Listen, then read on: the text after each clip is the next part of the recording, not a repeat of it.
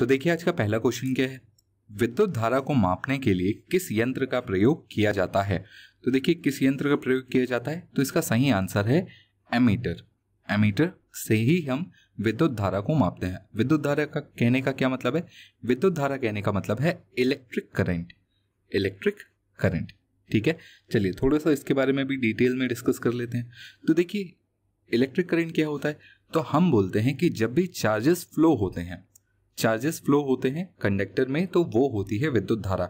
अब देखिए इलेक्ट्रॉन्स, जो भी फ्री इलेक्ट्रॉन्स होते हैं, जब वो लेफ्ट से राइट जा रहे हैं या राइट से लेफ्ट जा रहे हैं, जिस भी दिशा में जा रहे हैं उससे विपरीत दिशा में विद्युत धारा को माना जाता है। यानी अगर ये लेफ्ट है और ये राइट है, तो अगर इलेक्ट्रॉन्स लेफ्ट से राइट जा रहे हैं तो विद्युत धारा राइट से लेफ्ट जाएगी।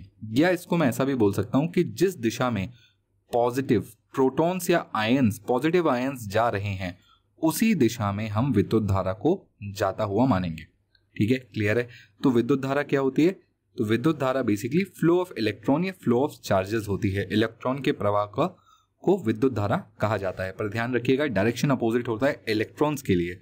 जिस दिशा में पॉजिटिव चार्जेस जाएंगे, आयंस जाएंगे, उसी दिशा में विद्युत धारा जाएगी। बोलिए क्लियर है।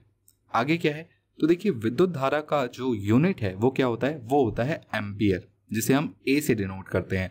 और इसे मापा किससे जाता है, एमीटर से जाता है। जब भी हम विद्युत धारा के बारे में पढ़ते हैं तो हम एक नियम हमेशा पढ़ते हैं, दैट इज ओम्स लॉ।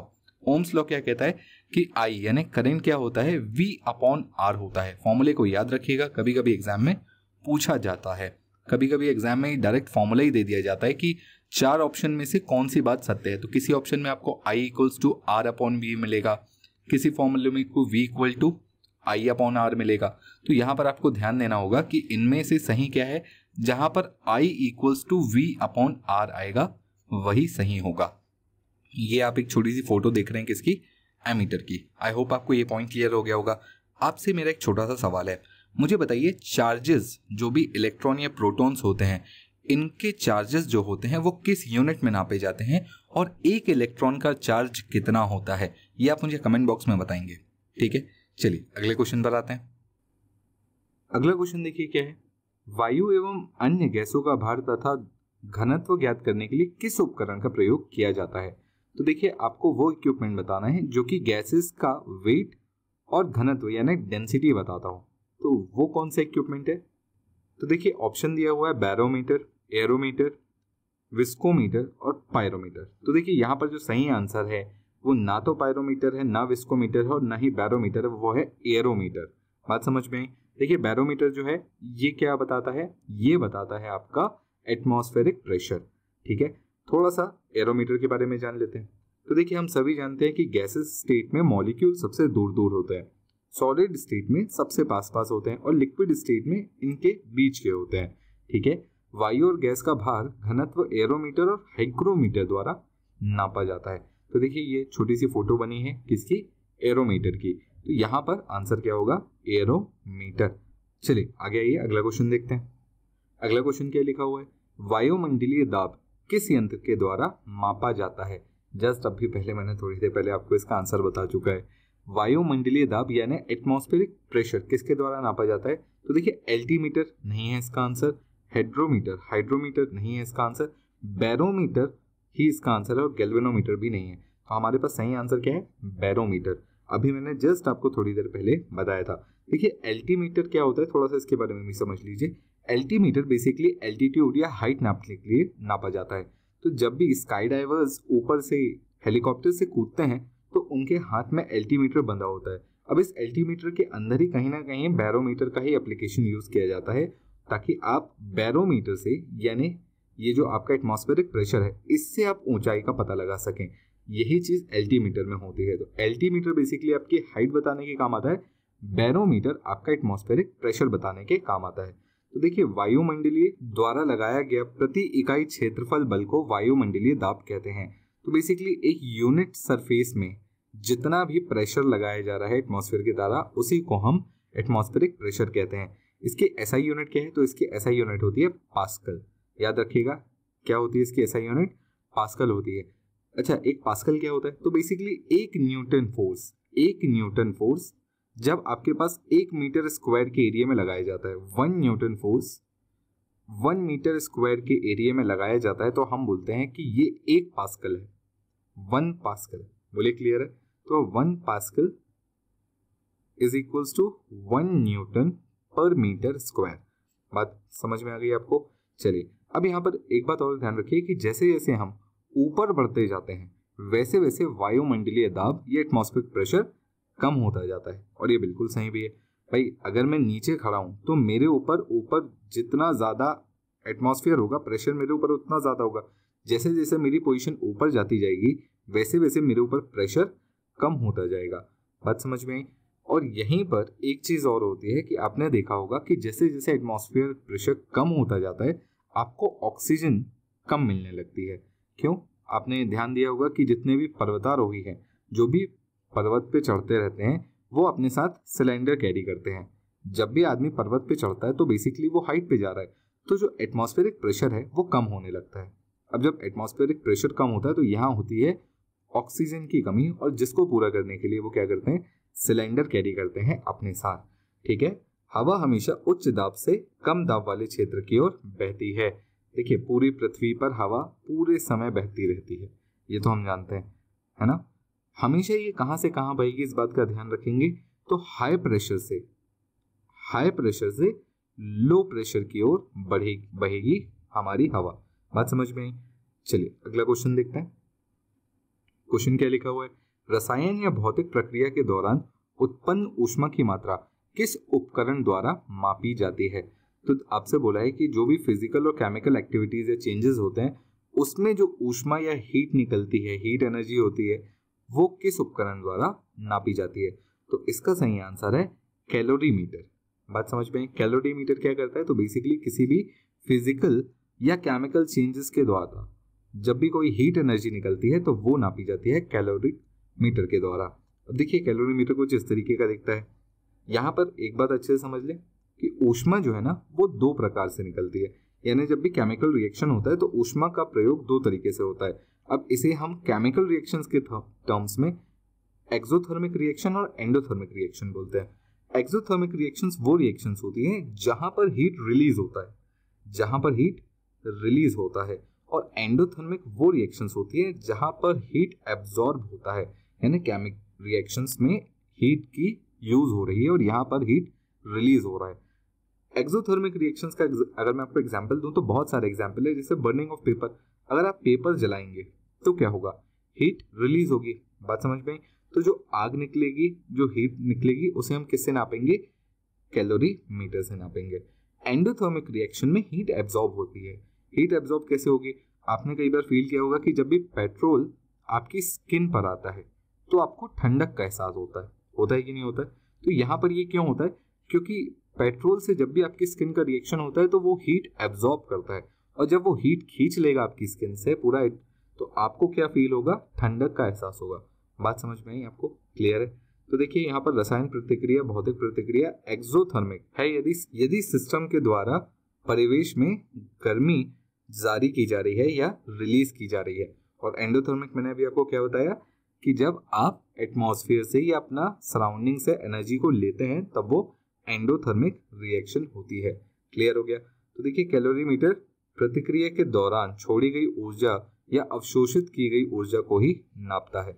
जो भी हीट रिलीज हुई है या एब्जॉर्ब की गई है उसी को कैलोरीमीटर नापेगा। बात समझ में आ गई? तो अब आप इसको ध्यान रखेंगे। चलिए अगला क्वेश्चन देखते हैं। समुद्र की गहराई नापने के लिए इनमें से कौन से उपकरण का प्रयोग किया जाता है? हाइड्रोमीटर, पायरोमीटर, जाइरोस्कोप या फेदोमीटर? तो देखिए इसका सही आंसर है फेदोमीटर।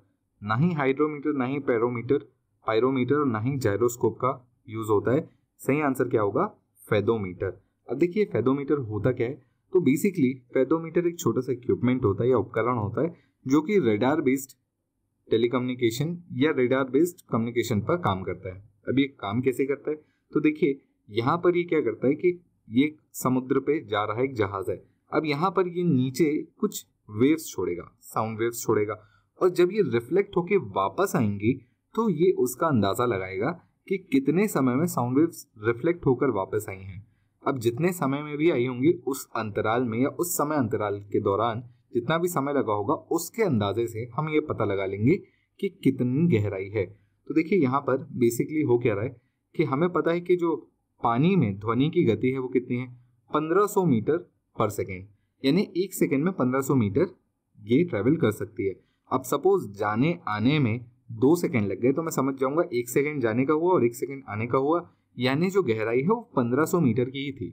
बात समझ में आ रही है। अगर यहाँ पर 4 सेकेंड लग गए, यानी जब मैंने सिग्नल छोड़े और रिसीव होने में 4 सेकेंड का समय लगा, तो मैं समझ जाऊंगा कि भाई 2 सेकेंड जाने में लगा होगा, 2 सेकेंड आने में लगा होगा, यानी कुल मिलाकर गहराई कितनी होगी, ये होगी 3000 मीटर की।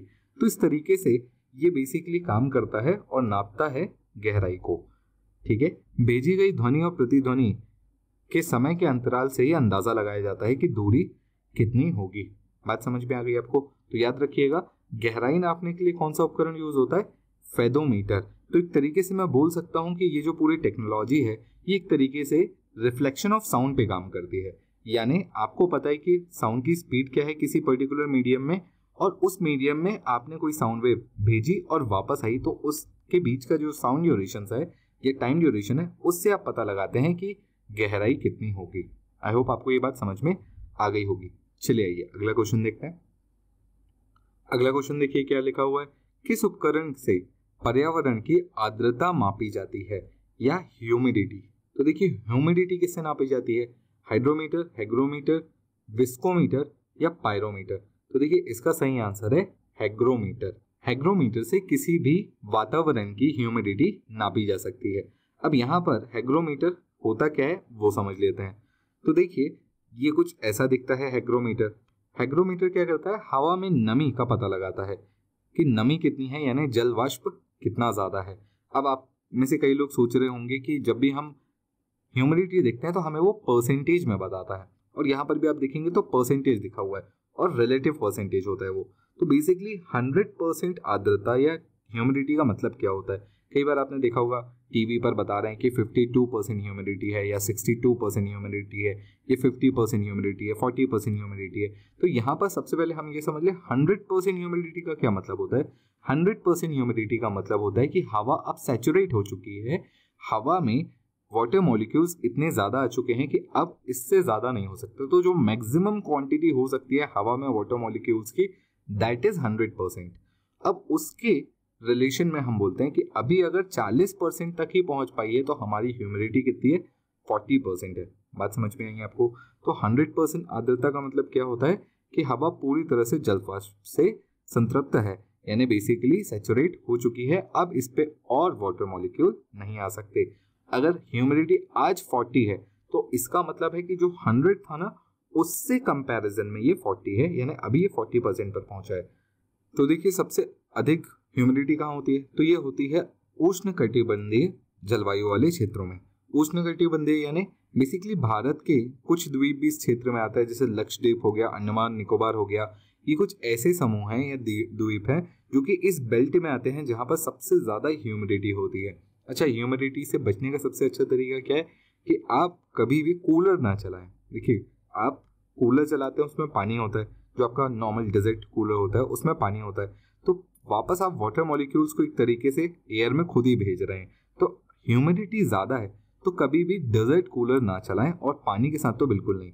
कोशिश करें कि आप सूखी हवा, ड्राई एयर का ही फ्लो रखें ताकि ह्यूमिडिटी कम से कम हो सके और आपको गर्मी कम लगे। ठीक है, चलिए अगला क्वेश्चन देखते हैं।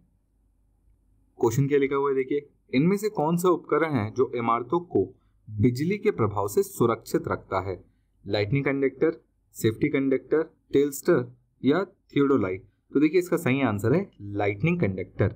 देखिए समझ में आ रहा है ना, बिजली लाइटनिंग जो होती है तो कौन बचाएगा इससे, लाइटनिंग कंडक्टर ही बचाएगा। देखिए बड़ी बड़ी जो इमारतें होती है ना उनमें बिजली गिरने का सबसे ज्यादा खतरा रहता है क्योंकि उनकी हाइट ज्यादा है। तो यहाँ से जो बिजली होती है ना वो क्या करती है, वो आपकी जमीन तक पहुंचने के लिए कोई छोटा रास्ता ढूंढती है। तो अब बिजली अगर जमीन पे गिरेगी डायरेक्ट तो ज्यादा डिस्टेंस होगा, उससे पहले अगर कोई बिल्डिंग मिल जाएगी तो वो इसी पे गिर जाएगी, थोड़ा से कम डिस्टेंस पड़ेगा। तो बेसिकली क्या होता है कि यहाँ पर एक लाइटनिंग कंडक्टर या एक रॉड लगाई जाती है। ये कंडक्टर की रॉड होती है, जनरली कॉपर वायर्स होते हैं या कॉपर रॉड्स होती हैं जो कि सीधा इसे अर्थिंग कर दी जाती है।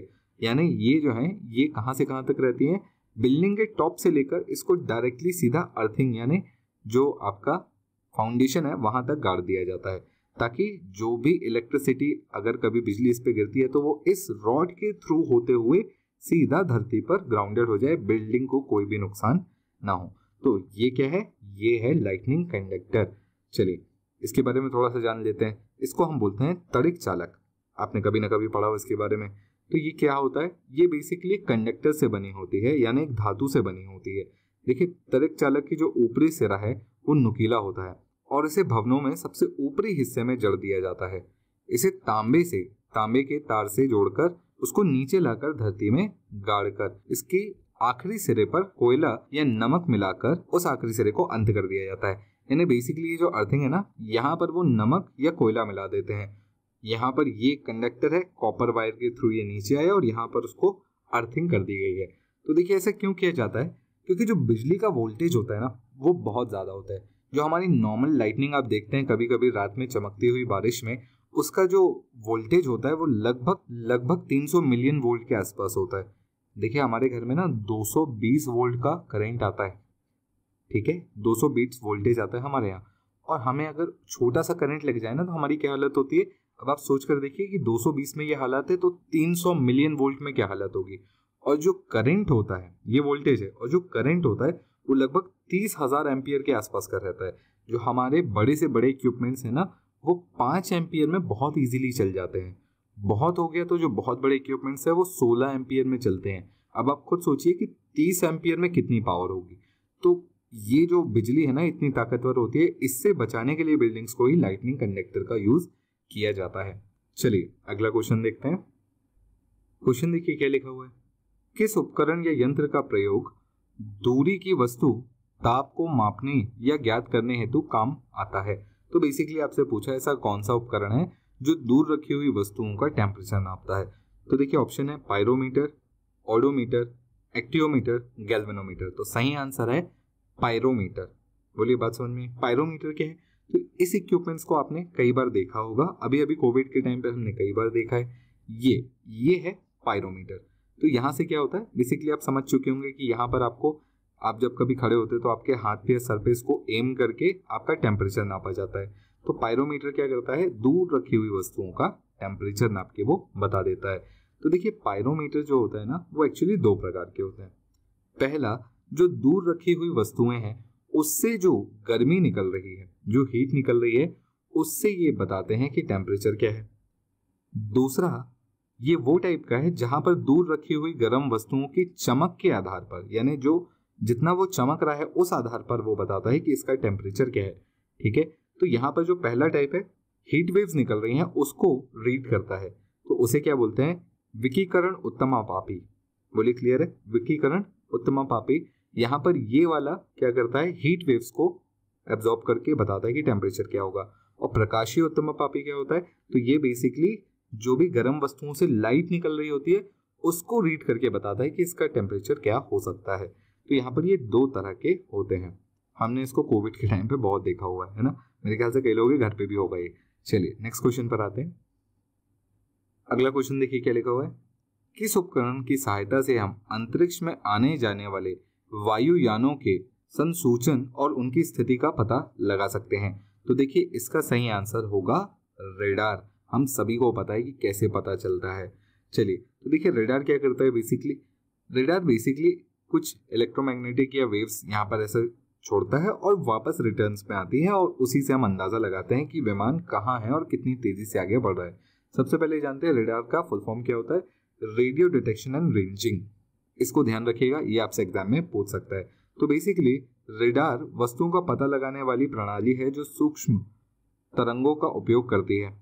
इसकी सहायता से गतिमान वस्तु जैसे वायुयान, जलयान, मोटर गाड़ियां आदि की दूरी, ऊंचाई, दिशा, चाल, गति सब कुछ पता लगाया जा सकता है। तो देखिए इसकी खोज किसने की थी, वेरी इंपॉर्टेंट, आपसे एग्जाम में ये क्वेश्चन कई बार पूछा हुआ है ऑलरेडी और आगे भी पूछ सकता है। नाम है Robert Watson Watts, Robin Watson वाट।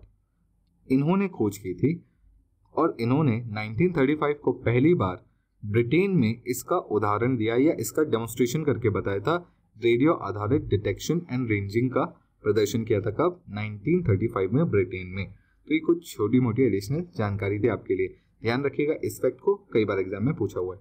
चलिए अगला क्वेश्चन देखते हैं। अगला क्वेश्चन देखिए क्या लिखा हुआ है। वह वैज्ञानिक उपकरण जो पारदर्शक माध्यमों का अपवर्तनांक ज्ञात करने के लिए प्रयोग में लाया जाता है। तो देखिए आपको बताना है कि रिफ्रैक्टिव इंडेक्स या अपवर्तनांक किस इक्विपमेंट से निकाला जाता है। तो देखिए बहुत ही सिंपल सा आंसर, रिफ्रैक्ट्रोमीटर। अगर आप इसको इंग्लिश में समझेंगे तो ये होता है रिफ्रैक्शन। रिफ्रैक्शन तो देखिए दो फिनोमेना होता है, एक होता है रिफ्लेक्शन जहां पर जो भी लाइट है वो एक सरफेस से टकरा के वापस चली जाती है, और एक होता है रिफ्रैक्शन जहां पर एक सरफेस से टकराकर लाइट अंदर चली जाती है। तो ये रिफ्लेक्शन है और ये रिफ्रैक्शन है। तो रिफ्रैक्टिव इंडेक्स या अपवर्तनांक कौन निकालता है? तो वो निकालता है रिफ्रैक्ट्रोमीटर। बात समझ में आ गई? ये कुछ इस टाइप का दिखता है रिफ्रैक्ट्रोमीटर। यहाँ पर समझिए प्रकाश का अपवर्तन ये क्या होता है? तो जब प्रकाश की किरण एक माध्यम से दूसरे माध्यम में प्रवेश करती है तो प्रकाश की किरण का मार्ग से विचलित होना प्रकाश का अपवर्तन कहलाता है। जैसे कि मैंने अभी आपको बताया कि ये सीधी नहीं जाती है, थोड़ी सी बेंड हो जाती है, क्योंकि यहाँ पर इसका मीडियम चेंज हुआ है। और जब भी मीडियम चेंज होता है तो लाइट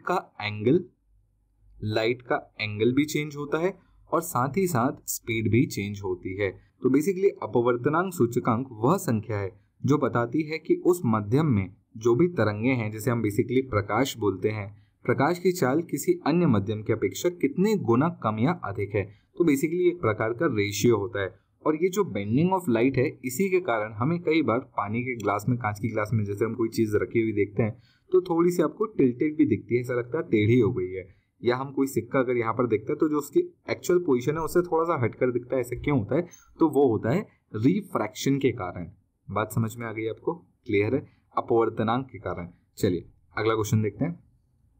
क्वेश्चन क्या है देखिए, भूकंप का पता लगाने के लिए वैज्ञानिकों द्वारा किस उपकरण का प्रयोग किया जाता है? इस क्वेश्चन का आंसर मेरे ख्याल से हम सभी को पता है, सिस्मोग्राफ का प्रयोग किया जाता है। सिस्मोग्राफ क्या होता है? तो बेसिकली ये एक ऐसा इक्विपमेंट टाइप का होता है, यहाँ पर पेन लगा हुआ है, यहाँ पर मास है और ये स्टेबल होता है। जब भी भूकंप आता है तो जो बेस होता है वो हिलता है। अब बेस जितना ज्यादा हिलेगा तो ये उसी हिसाब से हिलेगा और ग्राफ बनाएगा। बात समझ में आ गई? तो ये जो ग्राफ बनता है, इस ग्राफ को हम रेक्टर स्केल पर नाप कर बताते हैं कि कितने रेक्टर का भूकंप आया था। जनरली जो स्केल होता है वो 0 से शुरू होता है और 10 तक जाता है। इसके आगे अभी तक भूकंप देखा नहीं गया है, इसलिए, नहीं तो और भी ज्यादा रेक्टर स्केल का हो सकता था। तो यहाँ पर देखिए भूकंप आता क्यों है? तो देखिए पूरी जो दुनिया है ना उसमें 12 टेक्टोनिक प्लेट्स हैं। यहाँ पर ये टोटल 12 टेक्टोनिक प्लेट्स हैं। इन 12 टेक्टोनिक प्लेट्स की खासियत ये है कि धीरे धीरे धीरे धीरे खिसकती रहती हैं, और जब कभी ये खिसकते खिसकते एक दूसरे से टकराती हैं तो वहां पर क्या होता है? घर्षण होता है और एक प्रकार का भूकंप आता है, और इसे ही हम अर्थक्वेक या भूकंप कहते हैं। अब बेसिकली ये बहुत ही फ्रैक्शन ऑफ सेकेंड्स के लिए आता है, बिल्कुल छोटे से हिस्से के लिए आता है। भूकंप के भी 4 अलग अलग प्रकार होते हैं, यानी 4 अलग अलग तरीकों से भूकंप आता है। एक तो टेक्टोनिक प्लेट्स वाला हो गया जो मैंने भी आपको बताया, दूसरा हो गया ज्वालामुखी। जब भी ज्वालामुखी फटता है उसके लावा जो भी बाहर आता है उसके कारण भी काफी कुछ एक्टिविटी होती है, यानी एक तरीके से मैं बोलूं कि पूरे जो टेक्टोनिक प्लेट है वो काफी हद तक हिल जाती है, तो उसके कारण भी अर्थक्वेक या भूकंप आता है। पतन और विस्फोट। अब देखिए जो विस्फोट है ना, यहाँ पर ये बड़ा समझने की चीज है। कई बार हमने देखा है कि जब भी कोई बहुत बड़ा बम का प्रयोग होता है या बहुत बड़ी बम की टेस्टिंग होती है, फॉर एग्जाम्पल न्यूक्लियर बम या किसी और प्रकार का बहुत बड़ा बम, तो जब भी इसकी टेस्टिंग होती है तो वहां पर एक छोटा मोटा भूकंप नोट किया जाता है। वो विस्फोट के कारण ही आता है और ये ह्यूमन मेड होता है। ठीक है, बात समझ में आई? जरा रेक्टर स्केल को भी समझ लेते हैं। रेक्टर स्केल क्या है? तो बेसिकली भूकंप को नापने का एक पैमाना है, एक मात्रक माप बनाया गया है। 1935 में अमेरिकी भूवैज्ञानिक चार्ल्स एफ रेक्टर और बेनो गुटेनबर्ग द्वारा तैयार किया गया था। भूकंप के परिमाण का निर्धारण सबसे बड़ी भूकंपीय तरंग के आयाम, ऊंचाई के लघुकरण का उपयोग करके किया जाता है। यानी बेसिकली ये जो स्केल बनेगी ना, यहाँ पर इस तरीके से सबसे ज्यादा इंटेंसिटी वाली लाइन होगी, जो सबसे बड़ी होगी वही होगी। एक तरीके से हम बोलेंगे कि उतने ही रेक्टर स्केल का भूकंप आया था। अब ये जो स्केल है बहुत सारे छोटे छोटे भाग में होती है, 1 2 3 4 इस तरीके से। तो जितना ज्यादा बड़ी उसकी रेखा होगी उतना ज्यादा रेक्टर का भूकंप आया होगा। बात समझ में आ गई आपको? तो यहाँ पर इस चीज को ध्यान रखेंगे कि यहाँ पर भूकंप किसके द्वारा नापा जाता है या भूकंप को किस तरीके से नापा जाता है, तो सिस्मोग्राफ के जरिए नापा जाता है। उस ग्राफ को क्या बोलते हैं? तो हम बोलते हैं उसे रेक्टर स्केल। ठीक है, ये स्केल को हम क्या बोलते हैं? तो रेक्टर स्केल बोलते हैं। अगला क्वेश्चन देखते हैं। क्वेश्चन देखिए क्या लिखा हुआ है। किस उपकरण की सहायता से हम द्रव्यों की श्यानता करने का काम करते हैं? तो देखिए श्यानता का क्या मतलब होता है? विस्कोसिटी। विस्कोसिटी। अब आपको अगर ये पता चल गया तो बस काम खत्म हो गया। किससे नापेंगे? विस्कोमीटर से नापेंगे। श्यानता यानी विस्कोसिटी। बेसिकली श्यानता होती क्या है? तो ये एक प्रकार का फ्रिक्शन है। पानी या जो लिक्विड है ना, उनके आपस में, मॉलिक्यूल्स के आपस में जो फ्रिक्शन होता है उसे हम बोलते हैं क्या? श्यानता। बात समझ में आई आपको? तो बेसिकली इसे किससे नापा जाता है? विस्कोमीटर से नापा जाता है। और ये रही विस्कोमीटर की फोटो। ठीक। श्यानता या विस्कोसिटी द्रव्य का वह गुण जिसके कारण द्रव्य का विभिन्न परतों के बीच अपेक्षित गति का विरोध होता है, श्यानता कहलाता है। तो बेसिकली कैसे पता चलता है? सपोज अगर आप पानी में कोई चीज ऐसे डालते हैं तो वो तुरंत काफी रफ्तार से नीचे जाती है, बट यही चीज जब आप तेल या मैं कहूं आपसे हनी में जब आप डालेंगे तो ये बहुत धीरे धीरे जाती है। क्यों? क्योंकि एक तरीके से पानी की जो लेयर्स हैं वो कम रेजिस्टेंस देती हैं इस वस्तु को नीचे जाने के लिए, यानी वो इजीली जाने देती हैं। जबकि ऑयल या हनी जो है वो काफी ज्यादा रेजिस्टेंस देगा, एक तरीके से काफी ज्यादा प्रतिरोध करेगा इस वस्तु को कि ये नीचे और जाए या और मूवमेंट कर पाए। इसी चीज को हम श्यानता बोलते हैं। इसको हम बेसिकली अपनी day to day practical life में किससे रिलेट करके देख सकते हैं? फ्रिक्शन से। ठीक है, कहीं फ्रिक्शन कम है, कहीं फ्रिक्शन ज्यादा है। जहां पर फ्रिक्शन कम है वहां पर आगे बढ़ना आसान है, जहां पर फ्रिक्शन ज्यादा है वहां पर आगे बढ़ना मुश्किल है, या आप धीरे धीरे आगे बढ़ेंगे। श्यानता या विस्कोसिटी की इकाई क्या होती है? तो ये होती है पास्कल सेकेंड या किलोग्राम पर मीटर सेकेंड। बोलिए क्लियर है? यहाँ तक मेरे ख्याल से आपको कोई दिक्कत नहीं होगी। चलिए, जीन लुई मैरी पाइजुइल एक फ्रांसीसी भौतिकी वैज्ञानिक थी जिन्होंने श्यानता का आविष्कार किया था या खोज की थी। तो इसे भी ध्यान रखिएगा, जीन लुई मैरी पाइजुइल। ठीक है, चलिए आगे बढ़ते हैं, अगला क्वेश्चन देखते हैं। अगला क्वेश्चन देखिए क्या लिखा हुआ है। सूर्य की किरणों की तीव्रता का निर्धारण करने में किस उपकरण का प्रयोग किया जाता है? तो यहाँ पर आपसे पूछा गया है कि बेसिकली जो सनलाइट होती है उसकी तीव्रता वो कितनी तेज है, कितनी स्लो है, या क्या रेडिएशन वहां से आ रहे हैं, उसको किस चीज से नापा जाएगा? तो इसका सही आंसर क्या होगा? तो इसका सही आंसर होगा फोटोमीटर।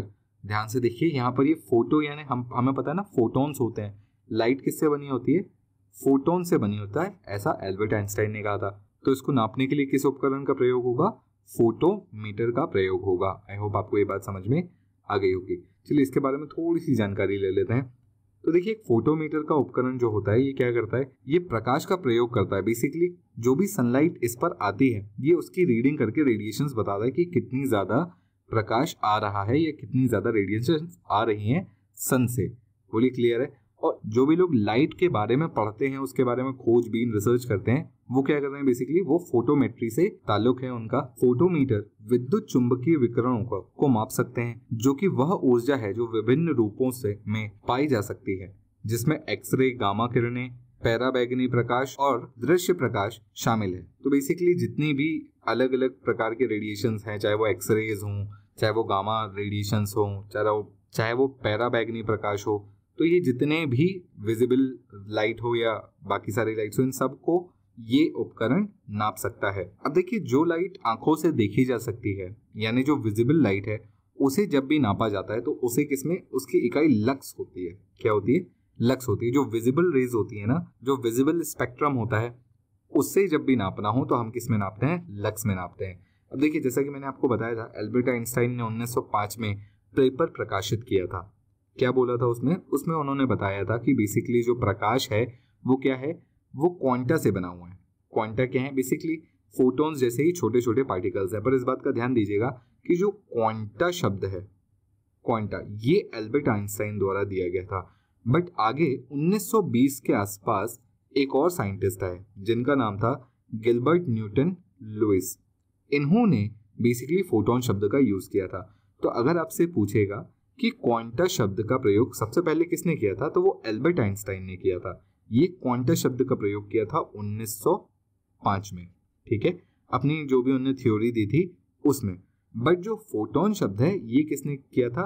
ये गिलबर्ट न्यूटन लुइस ने उपयोग किया था 1920 के आसपास। उन्होंने बोला था कि जो लाइट है वो बेसिकली पैकेट्स के फॉर्म में है और इन पैकेट्स को हम क्या बोलते हैं, एनर्जी पैकेट्स को हम क्या बोलते हैं, फोटोन बोलेंगे। तो फोटोन शब्द बेसिकली एल्बर्ट आइंस्टाइन ने नहीं दिया, उनने क्वांटा दिया था। फोटोन किसने दिया, फोटोन दिया गिलबर्ट न्यूटन लुइस ने।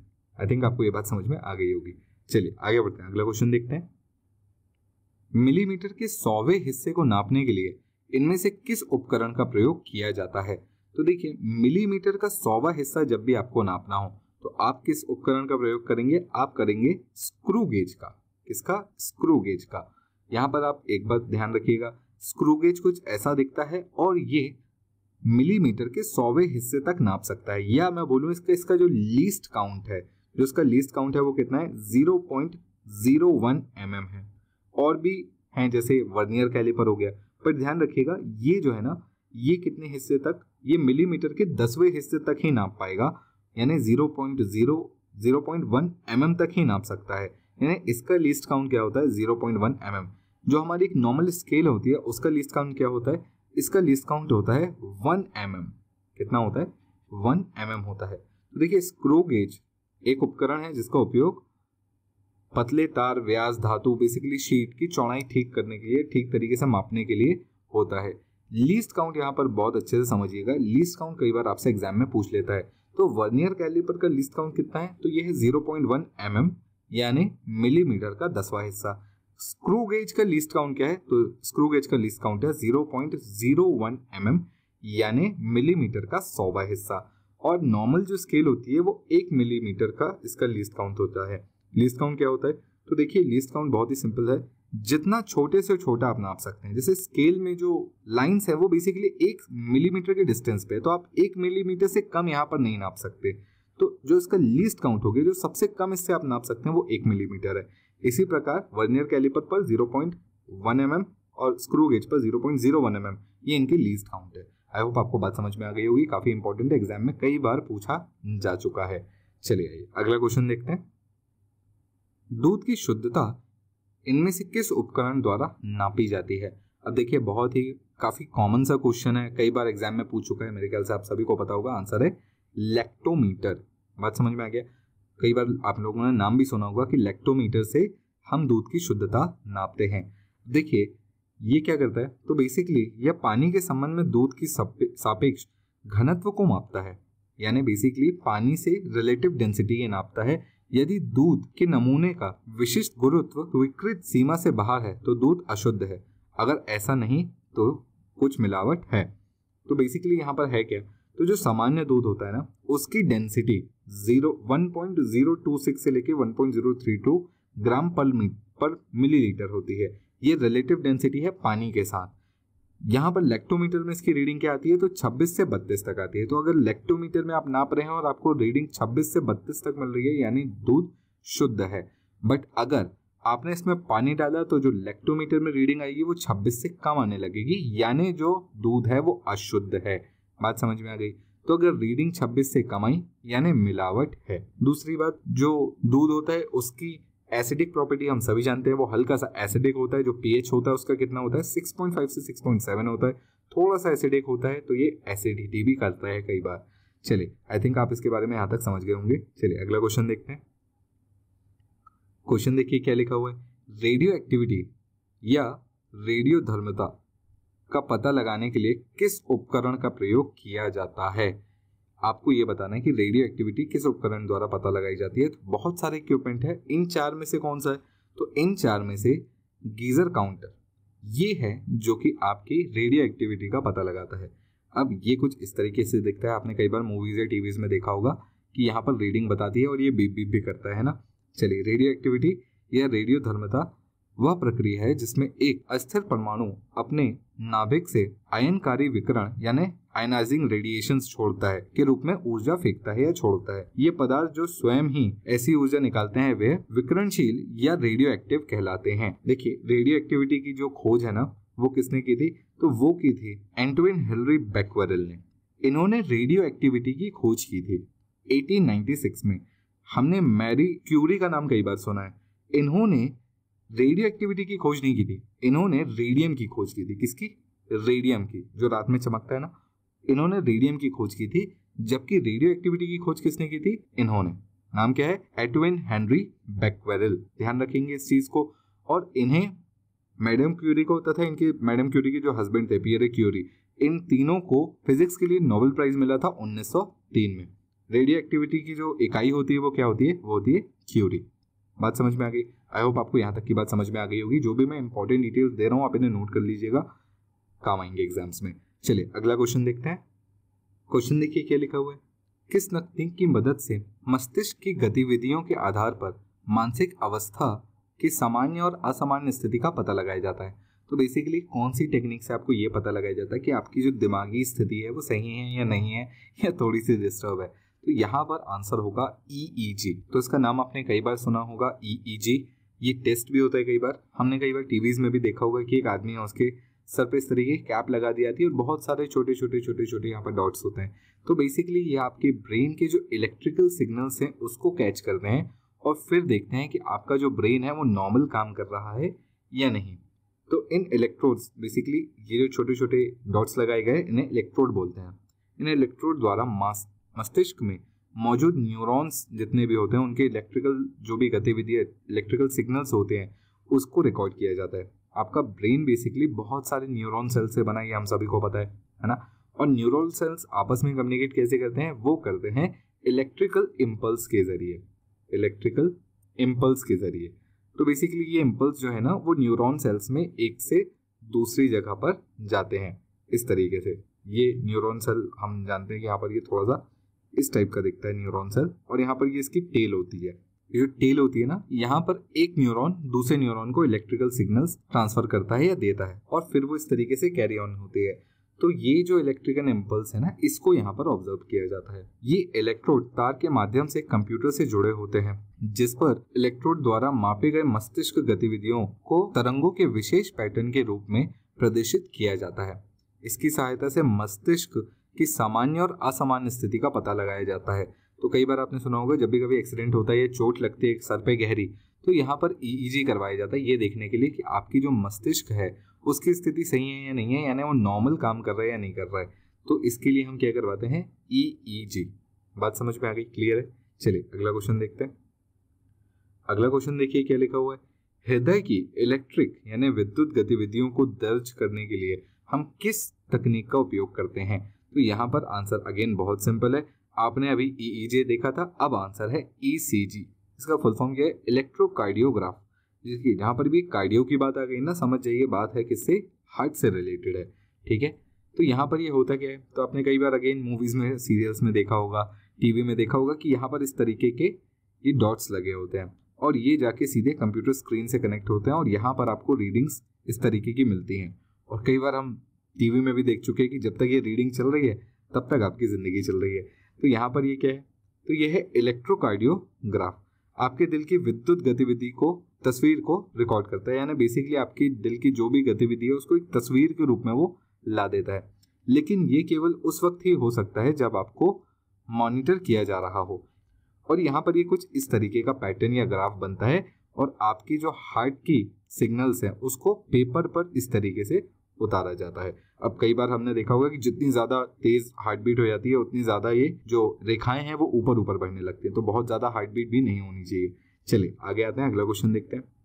क्वेश्चन क्या है देखिए, वह कौन सा उपकरण है जो आवेशित कणों या आयनों को अति उच्च ऊर्जा तक त्वरित करने में प्रयोग में आता है? यानी बेसिकली आपसे एक ऐसा इक्विपमेंट पूछ रहा है जो कि आपके जो इलेक्ट्रॉन्स होते हैं या जो भी एटॉमिक लेवल पर जो भी मॉलिक्यूल्स होते हैं उनको हाई एनर्जी कौन पहुंचा सकता है? तो वो कौन पहुंचाता है? वो पहुंचाता है साइक्लोट्रॉन। कौन? साइक्लोट्रॉन। ठीक है, ये कैसे होता है? तो देखिए यहाँ पर एक चैम्बर होता है, यहाँ पर एक तरीके से इलेक्ट्रॉन होता है और यहाँ पर मैग्नेटिक फील्ड घुमाई जाती है जिसके कारण इसकी स्पीड बहुत ज़्यादा तेज हो जाती है और एक बीम के जरिए यहाँ पर इसे टारगेट पर छोड़ दिया जाता है। साइक्लोट्रॉन का नाम मेरे ख्याल से आपने पहले भी सुना होगा। साइक्लोट्रॉन यह उपकरण जिसका उपयोग अवशेषित कणों या आयनों को उच्च ऊर्जा तक पहुंचाने के लिए किया जाता है। देखिए साइक्लोट्रॉन एक प्रकार का क्या है? करंट तत्वरक है। 1932 इकाई में प्रोफेसर E.O. लॉरेंस ने बर्कली इंस्टीट्यूट कैलिफोर्निया में सर्वप्रथम साइक्लोट्रॉन का आविष्कार किया। वर्तमान समय में तत्वांतरण तकनीक के लिए यह सबसे प्रबल उपकरण है। साइक्लोट्रॉन के आविष्कार के लिए प्रोफेसर लॉरेंस को 1939 में नोबेल पुरस्कार प्रदान किया गया। बोलिए बात समझ में आ गई, क्लियर है? तो यहाँ पर ध्यान रखेंगे इन छोटे छोटे पॉइंट्स का भी। चलिए अगला क्वेश्चन देखते हैं। विद्युत चुंबकीय तरंगों की शक्ति को मापने के लिए किस उपकरण का प्रयोग करते हैं? तो देखिए इसका आंसर है बोलोमीटर। किसका यूज किया जाता है? बोलोमीटर का। तो देखिए ये एक छोटा सा एक सर्किट डायग्राम है बोलोमीटर का। यहाँ पर विद्युत चुंबकीय तरंगें डाली जाती हैं। विद्युत चुंबकीय तरंगों की शक्ति को नापने के लिए बोलोमीटर का प्रयोग किया जाता है। इस उपकरण को अमेरिकी वैज्ञानिक समुअल पायरपोथ ने सर्वप्रथम 1878 में बनाया था। तो इस क्वेश्चन का आंसर क्या होगा? बोलोमीटर। चलिए आइए अगला क्वेश्चन देखते हैं। तो देखिए अगला क्वेश्चन क्या लिखा हुआ है। कोणीय स्थिति को मापने के लिए हम किस उपकरण का प्रयोग करते हैं? कोणीय स्थिति को मापने के लिए हम जायरोस्कोप का उपकरण का प्रयोग करते हैं। देखिए आपने कई बार सुना होगा कि मोबाइल में जायरोस्कोप भी होता है। कई लोग गेम्स खेलते हैं तो जायरोस्कोप ऑन करके खेलते हैं ना। तो आप अगर मोबाइल में जायरोस्कोप देखेंगे तो वो बेसिकली क्या करता है, वो आपका जो भी झुकाव होता है उसको सेंस करता है। तो हम याद रखेंगे कि झुकाव को कौन नापता है? जायरोस्कोप नापता है। ये जायरोस्कोप का एक बेसिकली एक रफ स्ट्रक्चर टाइप का है कि क्या होता है जायरोस्कोप। तो बेसिकली जायरोस्कोप किसी वस्तु की कोणीय स्थिति या झुकाव को मापने का काम करता है। जायरोस्कोप का प्रयोग वहां भी होता है जहां पर चुंबकीय सुई काम नहीं करती, तो वहां पर हम जायरोस्कोप का प्रयोग करते हैं नेविगेशन के लिए। बात समझ में आ गई आपको? अंतरराष्ट्रीय महाद्वीपीय बैलिस्टिक मिसाइल, रेडियो नियंत्रण, हेलीकॉप्टर आदि में जायरोस्कोप का यूज किया जाता है और साथ ही साथ मोबाइल में भी होता है। ये तो आप समझ चुके होंगे। चलिए आगे बढ़ते हैं, अगला क्वेश्चन देखते हैं। तो चलिए अब हम आ चुके हैं हमारे आज के आखिरी क्वेश्चन पर। मानव द्वारा किस उपकरण से परिश्रावक रोगी के रक्त संचार की दशा का पता लगाया जा सकता है? तो देखिए ये है स्टेथोस्कोप। बोलिए बात समझ में आई? स्टेथोस्कोप क्या होता है? तो ये कुछ इस तरीके का दिखता है। तो बेसिकली हम इससे ये भी पता लगा सकते हैं कि आपका जो ब्लड सर्कुलेशन है वो कैसा चल रहा है और साथ ही साथ आपकी हार्ट बीट तो सुन ही सकते हैं, जो डॉक्टर्स जनरली सुनते हैं। स्टेथोस्कोप रक्त संचार की दशा का परीक्षण करने का उपकरण है। इसके दो भाग होते हैं, वक्षखंड और कर्णखंड। ये दोनों रबड़ की नलियों द्वारा जुड़े हो रहते हैं। हृदय, फेफड़े, आंत वाहिनियां जब रोग से ग्रसित होते हैं तब चिकित्सीय यंत्र द्वारा निकली ध्वनि से जानता है कि ध्वनि नियमित है या अनियमित। यानी बेसिकली इससे साउंड निकलता है, आपकी साउंड बहुत एम्पलीफाई होकर सुनाई देती है और वहां से पता चलता है कि आपकी जो बेसिकली ब्लड सर्कुलेशन है वो नॉर्मल है या नहीं है। फ्रांस के चिकित्सक रेते लोनेक ने 1816 में इस उपकरण की खोज की थी। किसने? रेते लोनेक। याद रहेगा। चलिए आई होप आपको यहाँ तक के क्वेश्चन समझ में आए होंगे, आंसर्स। तो देखिए पहला क्वेश्चन क्या लिखा हुआ है। किस वैज्ञानिक को रेडियम की खोज करने के लिए नोबेल पुरस्कार से सम्मानित किया गया था? अब यहाँ पर ध्यान से देखिए, रेडियम की खोज करने के लिए किसको सम्मानित किया गया था नोबेल पुरस्कार से? तो देखिए यहाँ पर सही आंसर हम सभी को पता है, मैडम क्यूरी होने वाला है। बोलिए बात समझ में आ गई? यहाँ पर ये जो बाकी नाम है ना, इनको भी ध्यान से समझ लीजिए। रेडियम की खोज करने के लिए मैडम क्यूरी को नोबेल प्राइज दिया गया। इनके साथ दो और लोगों को पुरस्कार मिला था नोबेल प्राइज। कौन कौन? एक है हेनरी बैक्वेरेल और दूसरे हैं पियरे क्यूरी। पियरे क्यूरी इन्हीं के हस्बैंड थे और हेनरी बैक्वेरेल को ये अवार्ड एक तरीके से रेडियो एक्टिविटी की खोज करने के लिए दिया गया था। तो इन तीनों को साथ में ही पुरस्कार मिला था। यहाँ पर थोड़ी बहुत और जानकारी ले लेते हैं हम। रेडियम पीरियोडिक टेबल में एक तत्व है जिसे वर्ग 2 में रखा गया है। तो मैडम क्यूरी एक भौतिकी और रसायन शास्त्री। मैडम क्यूरी का जो योगदान है वो फिजिक्स और केमिस्ट्री दोनों ही फील्ड में था और ये पहली ऐसी महिला बनी जिन्हें फिजिक्स और केमिस्ट्री दोनों के लिए नोबेल प्राइज मिला। तो ये पहली ऐसी महिला थी जिन्होंने फिजिक्स और केमिस्ट्री दोनों के लिए नोबेल प्राइज लिया है। देखिए रेडियम की खोज के बाद रेडियम का जो उपयोग है वो बहुत ज़्यादा बढ़ गया अलग अलग इंडस्ट्रीज़ में, चाहे वो मेडिकल इंडस्ट्रीज़ हो या जैसा कि हम सभी जानते हैं कि रात में जितनी भी चमकने वाली चीज़ें होती है वहाँ पर रेडियम का प्रयोग होता है। तो बहुत सारी इंडस्ट्रीज़ में रेडियम का प्रयोग आज की डेट पर किया जाता है। चलिए अब चलते हैं सीधा नेक्स्ट क्वेश्चन पर। एल्फ्रेड नोबेल ने डायनामाइट का आविष्कार कब किया जिनके नाम पर प्रसिद्ध नोबेल पुरस्कार दिया जाता है? तो देखिए इसका सही आंसर है 1866 से लेके 1867 में। तो इस बीच इन्होंने डायनामाइट का आविष्कार किया था। इनके बारे में कुछ खास बातें जान लेते हैं। तो देखिए डायनामाइट क्या है? एक प्रकार का विस्फोटक है। इसे एल्फ्रेड नोबेल ने इजाद किया था या खोजा था और इन्हीं के नाम पर हम 1901 से नोबेल पुरस्कार देते आए हैं। तो इस बात को भी ध्यान रखिएगा कि 1901 से नोबेल पुरस्कार की शुरुआत हुई किसके नाम पर? अल्फ्रेड नोबेल के नाम पर। चलिए आइए नेक्स्ट क्वेश्चन देखते हैं। रिमोट कंट्रोल का आविष्कारक किसे माना जाता है? तो देखिए बहुत ही सीधा सा आंसर है और हम सभी इन्हें जानते हैं निकोला टेस्ला के नाम से। तो बहुत ही बड़े वैज्ञानिक थे, बहुत ही सारे इनके नाम पे पेटेंट्स हैं, इन्होंने बहुत सारे जितने भी इक्विपमेंट्स हैं उनकी खोज की हुई है। तो थोड़ा सा इनके बारे में जान लेते हैं। तो देखिए रिमोट कंट्रोल क्या होता है? बेसिकली कुछ दूरी से हम रिमोट से चीज़ें चला लेते हैं। जब निकोला टेस्ला ने बोला था कि वो दूर रखी हुई चीज़ों को भी चला सकते हैं तो काफ़ी मजाक भी बनाया गया था उनका, बट उन्होंने ये करके दिखाया। टीवी, एयर कंडीशनर और भी बहुत सारी चीज़ें आज हम रिमोट कंट्रोल से चलाते हैं। आज की जो रिमोट कंट्रोल्स है उसमें इंफ्रारेड या IR टेक्नोलॉजी यूज़ होती है। Nikola Tesla basically Siberia America से थे, बहुत एक वैज्ञानिक थे, हम सभी जानते हैं। इनके नाम पे एक बहुत फेमस कंपनी भी है जो जिनके मालिक एलॉन मस्क है, टेस्ला, है ना। कार्स बनाती हैं, बहुत सारी चीज़ें बनाती हैं। और आज जितनी भी वायरलेस चीज़ें हम देख रहे हैं, कहीं ना कहीं उन सभी की खोज या उन सभी को लेके जो शुरुआती फेज के आविष्कार थे, शुरुआती दौर के आविष्कार थे, उनकी शुरुआत कहीं ना कहीं निकोला टेस्ला से ही होती है। तो निकोला टेस्ला वायरलेस टेक्नोलॉजी में ज़्यादा बिलीव करते थे और बहुत सारी खोजें उनकी वायरलेस टेक्नोलॉजी को लेकर ही हैं। चलिए आइए अगला क्वेश्चन देखते हैं। थॉमस सेवरी ने किसका आविष्कार किया था? तो देखिए थॉमस सेवरी जो है वो स्टीम इंजन के जनक माने जाते हैं। इनके बारे में थोड़ा सा जान लेते हैं। तो देखिए ये हैं थॉमस सेवरी। इन्होंने 1698 में एक पेटेंट करवाया इंजन का जो कि भाप से चलता था। तो देखिए ये जो भाप का इंजन था बेसिकली ये काम कैसे करता था कि भाप जो भी बनती थी उससे प्रेशर बनता था और उससे ये पिस्टन्स आगे पीछे होते थे, जिसके कारण ये पूरे चक्के इससे जुड़े हुए एक शाफ्ट से आगे पीछे होते थे। इसे हम रैकिन साइकिल भी कहते हैं। तो बेसिकली जो हीट साइकिल थी इसे रैकिन साइकिल कहा गया था। और जैसा कि मैंने अभी आपको बताया, इन्हें स्टीम इंजन के जनक या आविष्कारक के रूप में जाना जाता है। तो नाम याद रखिएगा, थॉमस सेवरी। बोलिए क्लियर है? चलिए आगे चलते हैं। किस वैज्ञानिक को 10 दिसंबर 2000 को भौतिक विज्ञान में नोबेल पुरस्कार मिला था और उन्होंने इंटीग्रेटेड सर्किट या IC का भी आविष्कार किया था? तो देखिए इसका सही आंसर क्या है? तो इसका आंसर है जैक किल्बी। ये बहुत ही ज़्यादा इंपॉर्टेंट खोज थी और इन्हें सन 2000 में, जैसा कि मैंने आपको बताया, कोई क्वेश्चन में भी दिया हुआ है कि इन्हें इसके लिए नोबेल प्राइज़ मिला। थोड़ा इसके बारे में जान लेते हैं। तो देखिए कुछ इस प्रकार से दिखता है IC या इंटीग्रेटेड सर्किट। इसे आप माइक्रो सर्किट, सूक्ष्म चिप, सिलिकॉन चिप या केवल चिप भी बोल सकते हैं। ये जो मेनली बनता है वो बनता है किससे? सेमीकंडक्टर से। किससे? सेमीकंडक्टर्स से। सेमीकंडक्टर्स कौन होते हैं? सिलिकॉन हो गया, जर्मेनियम हो गया। तो इनसे एक चिप बनाया जाता है और उसके अंदर ट्रांजिस्टर्स या डायोड्स की मदद से एक सर्किट तैयार किया जाता है और इसी को हम कहते हैं IC या इंटीग्रेटेड सर्किट।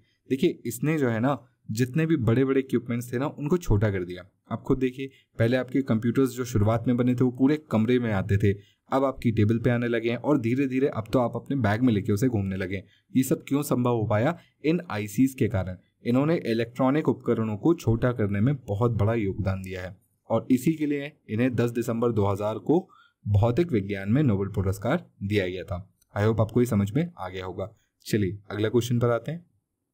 माइक्रोस्कोप की खोज का श्रेय किस नीदरलैंड के वैज्ञानिक को जाता है? तो देखिए इनका नाम है जैकेरियस जेनसेन। जी हाँ, यही है वो जिन्होंने माइक्रोस्कोप की खोज की। माइक्रोस्कोप हम सभी ने सुना हुआ है, देखा हुआ है कभी ना कभी स्कूल में, प्रैक्टिकल्स में। तो यहाँ पर ये एक आईपीस होता है और यहाँ पर कॉम्बिनेशंस ऑफ लेंसेज होते हैं जिसकी मदद से हम जितना छोटे से छोटी चीज़ देखना चाहें देख सकते हैं। अब आप भी जानते हैं कि इसका हमारे डे टू डे लाइफ में कितना ज़्यादा इंपॉर्टेंस है। जितनी भी आज की डेट पर बीमारियां होती हैं उन सभी को कहीं ना कहीं माइक्रोस्कोप के ज़रिए देखा जा सकता है। जितने बैक्टीरियाज हैं, वायरस हैं, उन सबको देखा जा सकता है और उनके क्योर भी निकाले जा रहे हैं। उन सभी प्रक्रियाओं में सबसे ज़्यादा इम्पॉर्टेंट रोल अदा करता है कौन? माइक्रोस्कोप। तो देखिए माइक्रोस्कोपी नाम की एक वैज्ञानिक शाखा भी है, माइक्रोस्कोपी, जहां पर सूक्ष्म और अति सूक्ष्म जीवों का ही अध्ययन होता है with the help of this microscope. बोलिए क्लियर है? और जैसा कि मैंने अभी आपको बताया कि जीव विज्ञान में जितने भी रोग नियंत्रण होते हैं और नई नई औषधियां बनती हैं, उन सब की खोज के लिए माइक्रोस्कोप बहुत ज़रूरी है और बहुत इंपॉर्टेंट है। चलिए अगले क्वेश्चन पर आते हैं। 1897 में विद्युत बल्ब का आविष्कार किसने किया था? देखिए हम सभी इनका नाम बहुत अच्छे से जानते हैं और हम अच्छे से जानते हैं कि बल्ब का आविष्कार किसने किया था? थॉमस एल्वा एडिसन ने। चलिए थोड़ी सी इसके बारे में डिटेल्स जान लेते हैं। देखिए बल्ब के बारे में जान लीजिए, बहुत इंपॉर्टेंट है। कई बार क्वेश्चंस पूछा गया है कि बल्ब के अंदर कौन सी गैस होती है, तो आपको पता होना चाहिए बल्ब के अंदर आर्गन होती है, ठीक है। और यहाँ पर कौन सा फिलामेंट होता है, तो देखिए फिलामेंट का नाम होता है टंगस्टन। टंगस्टन, तो ये दोनों चीज ध्यान रखिएगा, कई बार एग्जाम्स में ये क्वेश्चंस पूछ लिए गए हैं। जब भी टंगस्टन के थ्रू आप इलेक्ट्रिसिटी फ्लो करते हैं तो वो हीट अप होता है, गर्म होने के कारण वो रोशनी देता है और वही रोशनी हम बल्ब से लेते हैं, यानी उसी को हम बल्ब की रोशनी कहते हैं। देखिए यहाँ पर इनकैंडेसेंट लैंप या जिसे हम तापदीप लैंप भी कहते हैं, इसे ही बल्ब कहा जाता है। बेसिकली यहाँ पर जो फिलामेंट होता है तार, मैंने अभी आपको उसका नाम बताया, क्या कहते हैं, टंगस्टन। टंगस्टन याद रखिएगा, एग्जाम में पूछ सकता है। टंगस्टन से जब आप बिजली की धारा प्रवाहित करते हैं तो वो फिलामेंट गर्म होता है और उससे लाइट निकलती है, ठीक है। थॉमस एल्वा एडिसन अमेरिकी आविष्कारक थे, इस बात को भी ध्यान रखिएगा। चलिए आगे चलते हैं, अगला क्वेश्चन देखते हैं। अलेक्जेंडर ग्राहम बेल ने किसका आविष्कार किया था? तो देखिए हम सभी को बहुत अच्छे से पता है कि अलेक्जेंडर ग्राहम बेल ने किसका आविष्कार किया था, टेलीफोन का आविष्कार किया था, इस बात को ध्यान रखिएगा। इनके बारे में भी थोड़ी बहुत डिटेल जान लेते हैं। तो देखिए टेलीफोन, जैसे कि हम सब जानते हैं कि दूरभाषी यंत्र, जैसे टेलीफोन भी कहा जाता है, दूर संचार में उपयोग किया जाता है। देखिए टेलीफोन जो है ना, वो सर्वप्रथम अमेरिका में बनाया गया था, किसके द्वारा, अलेक्जेंडर ग्राहम बेल के द्वारा। देखिए अलेक्जेंडर ग्राहम बेल को हम जनरली जानते हैं कि इन्होंने टेलीफोन का आविष्कार किया था, बट ऐसा नहीं है। इन्होंने टेलीफोन के अलावा कई सारे टेलीकम्युनिकेशन के क्षेत्र में कई सारे इन्होंने आविष्कार किए थे। तो इनका नाम याद रखिएगा, अलेक्जेंडर ग्राहम बेल। इन्होंने आविष्कार किसका किया था, टेलीफोन का किया था। चलिए अगले क्वेश्चन पर आते हैं। किस भारतीय मूल के वैज्ञानिक ने ब्लैक होल को जानने में अहम योगदान दिया था? तो यहां पर आंसर क्या होगा? तो देखिए यहां पर आंसर है सुब्रमण्यम चंद्रशेखर। बहुत ही बड़े साइंटिस्ट थे। 1983 में इन्हें नोबेल प्राइज भी दिया गया है इस चीज के लिए। तो चलिए अब थोड़ा सा ब्लैक होल के बारे में जान लेते हैं। तो देखिए ब्लैक होल क्या होता है? तो देखिए ब्लैक होल वो अवस्था है जब एक तारा इतना भारी हो जाता है और उसका सेंटर ऑफ ग्रेविटी इतनी ज्यादा हो जाती है कि वो खुद ही कोलैप्स कर जाता है अपने अंदर, और उसके आसपास जितनी भी चीजें हैं, इवन लाइट भी उसके अंदर समाने लगती है। और ये जो सेंटर ऑफ ग्रेविटी है इतना छोटा होता है कि सब कुछ इसके अंदर घुस जाता है। इसे बोलते हैं ब्लैक होल।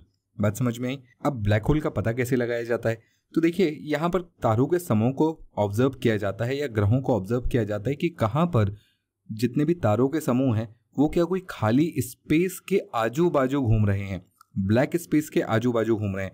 अगर ऐसा है तो हम बोल सकते हैं कि यहाँ बीच में एक ब्लैक होल है जिसके गुरुत्वाकर्षण के बल के कारण ये सारे तारे इसके आजू बाजू घूम रहे हैं।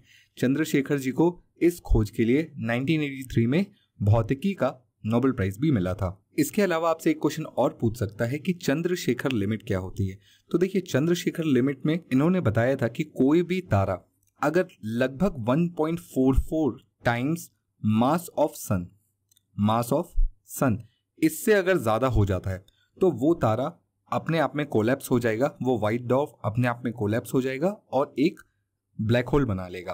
तो ये कहना था चंद्रशेखर जी का और इन्हीं के लिए उन्हें नोबेल प्राइज मिला था। और बहुत सारी स्टडीज एंड इन्वेंशन है जो कि चंद्रशेखर जी ने की थी रिगार्डिंग ब्लैक होल। तो आई होप आपको ये बात भी समझ में आ गई होगी। चलिए अगला क्वेश्चन देखते हैं।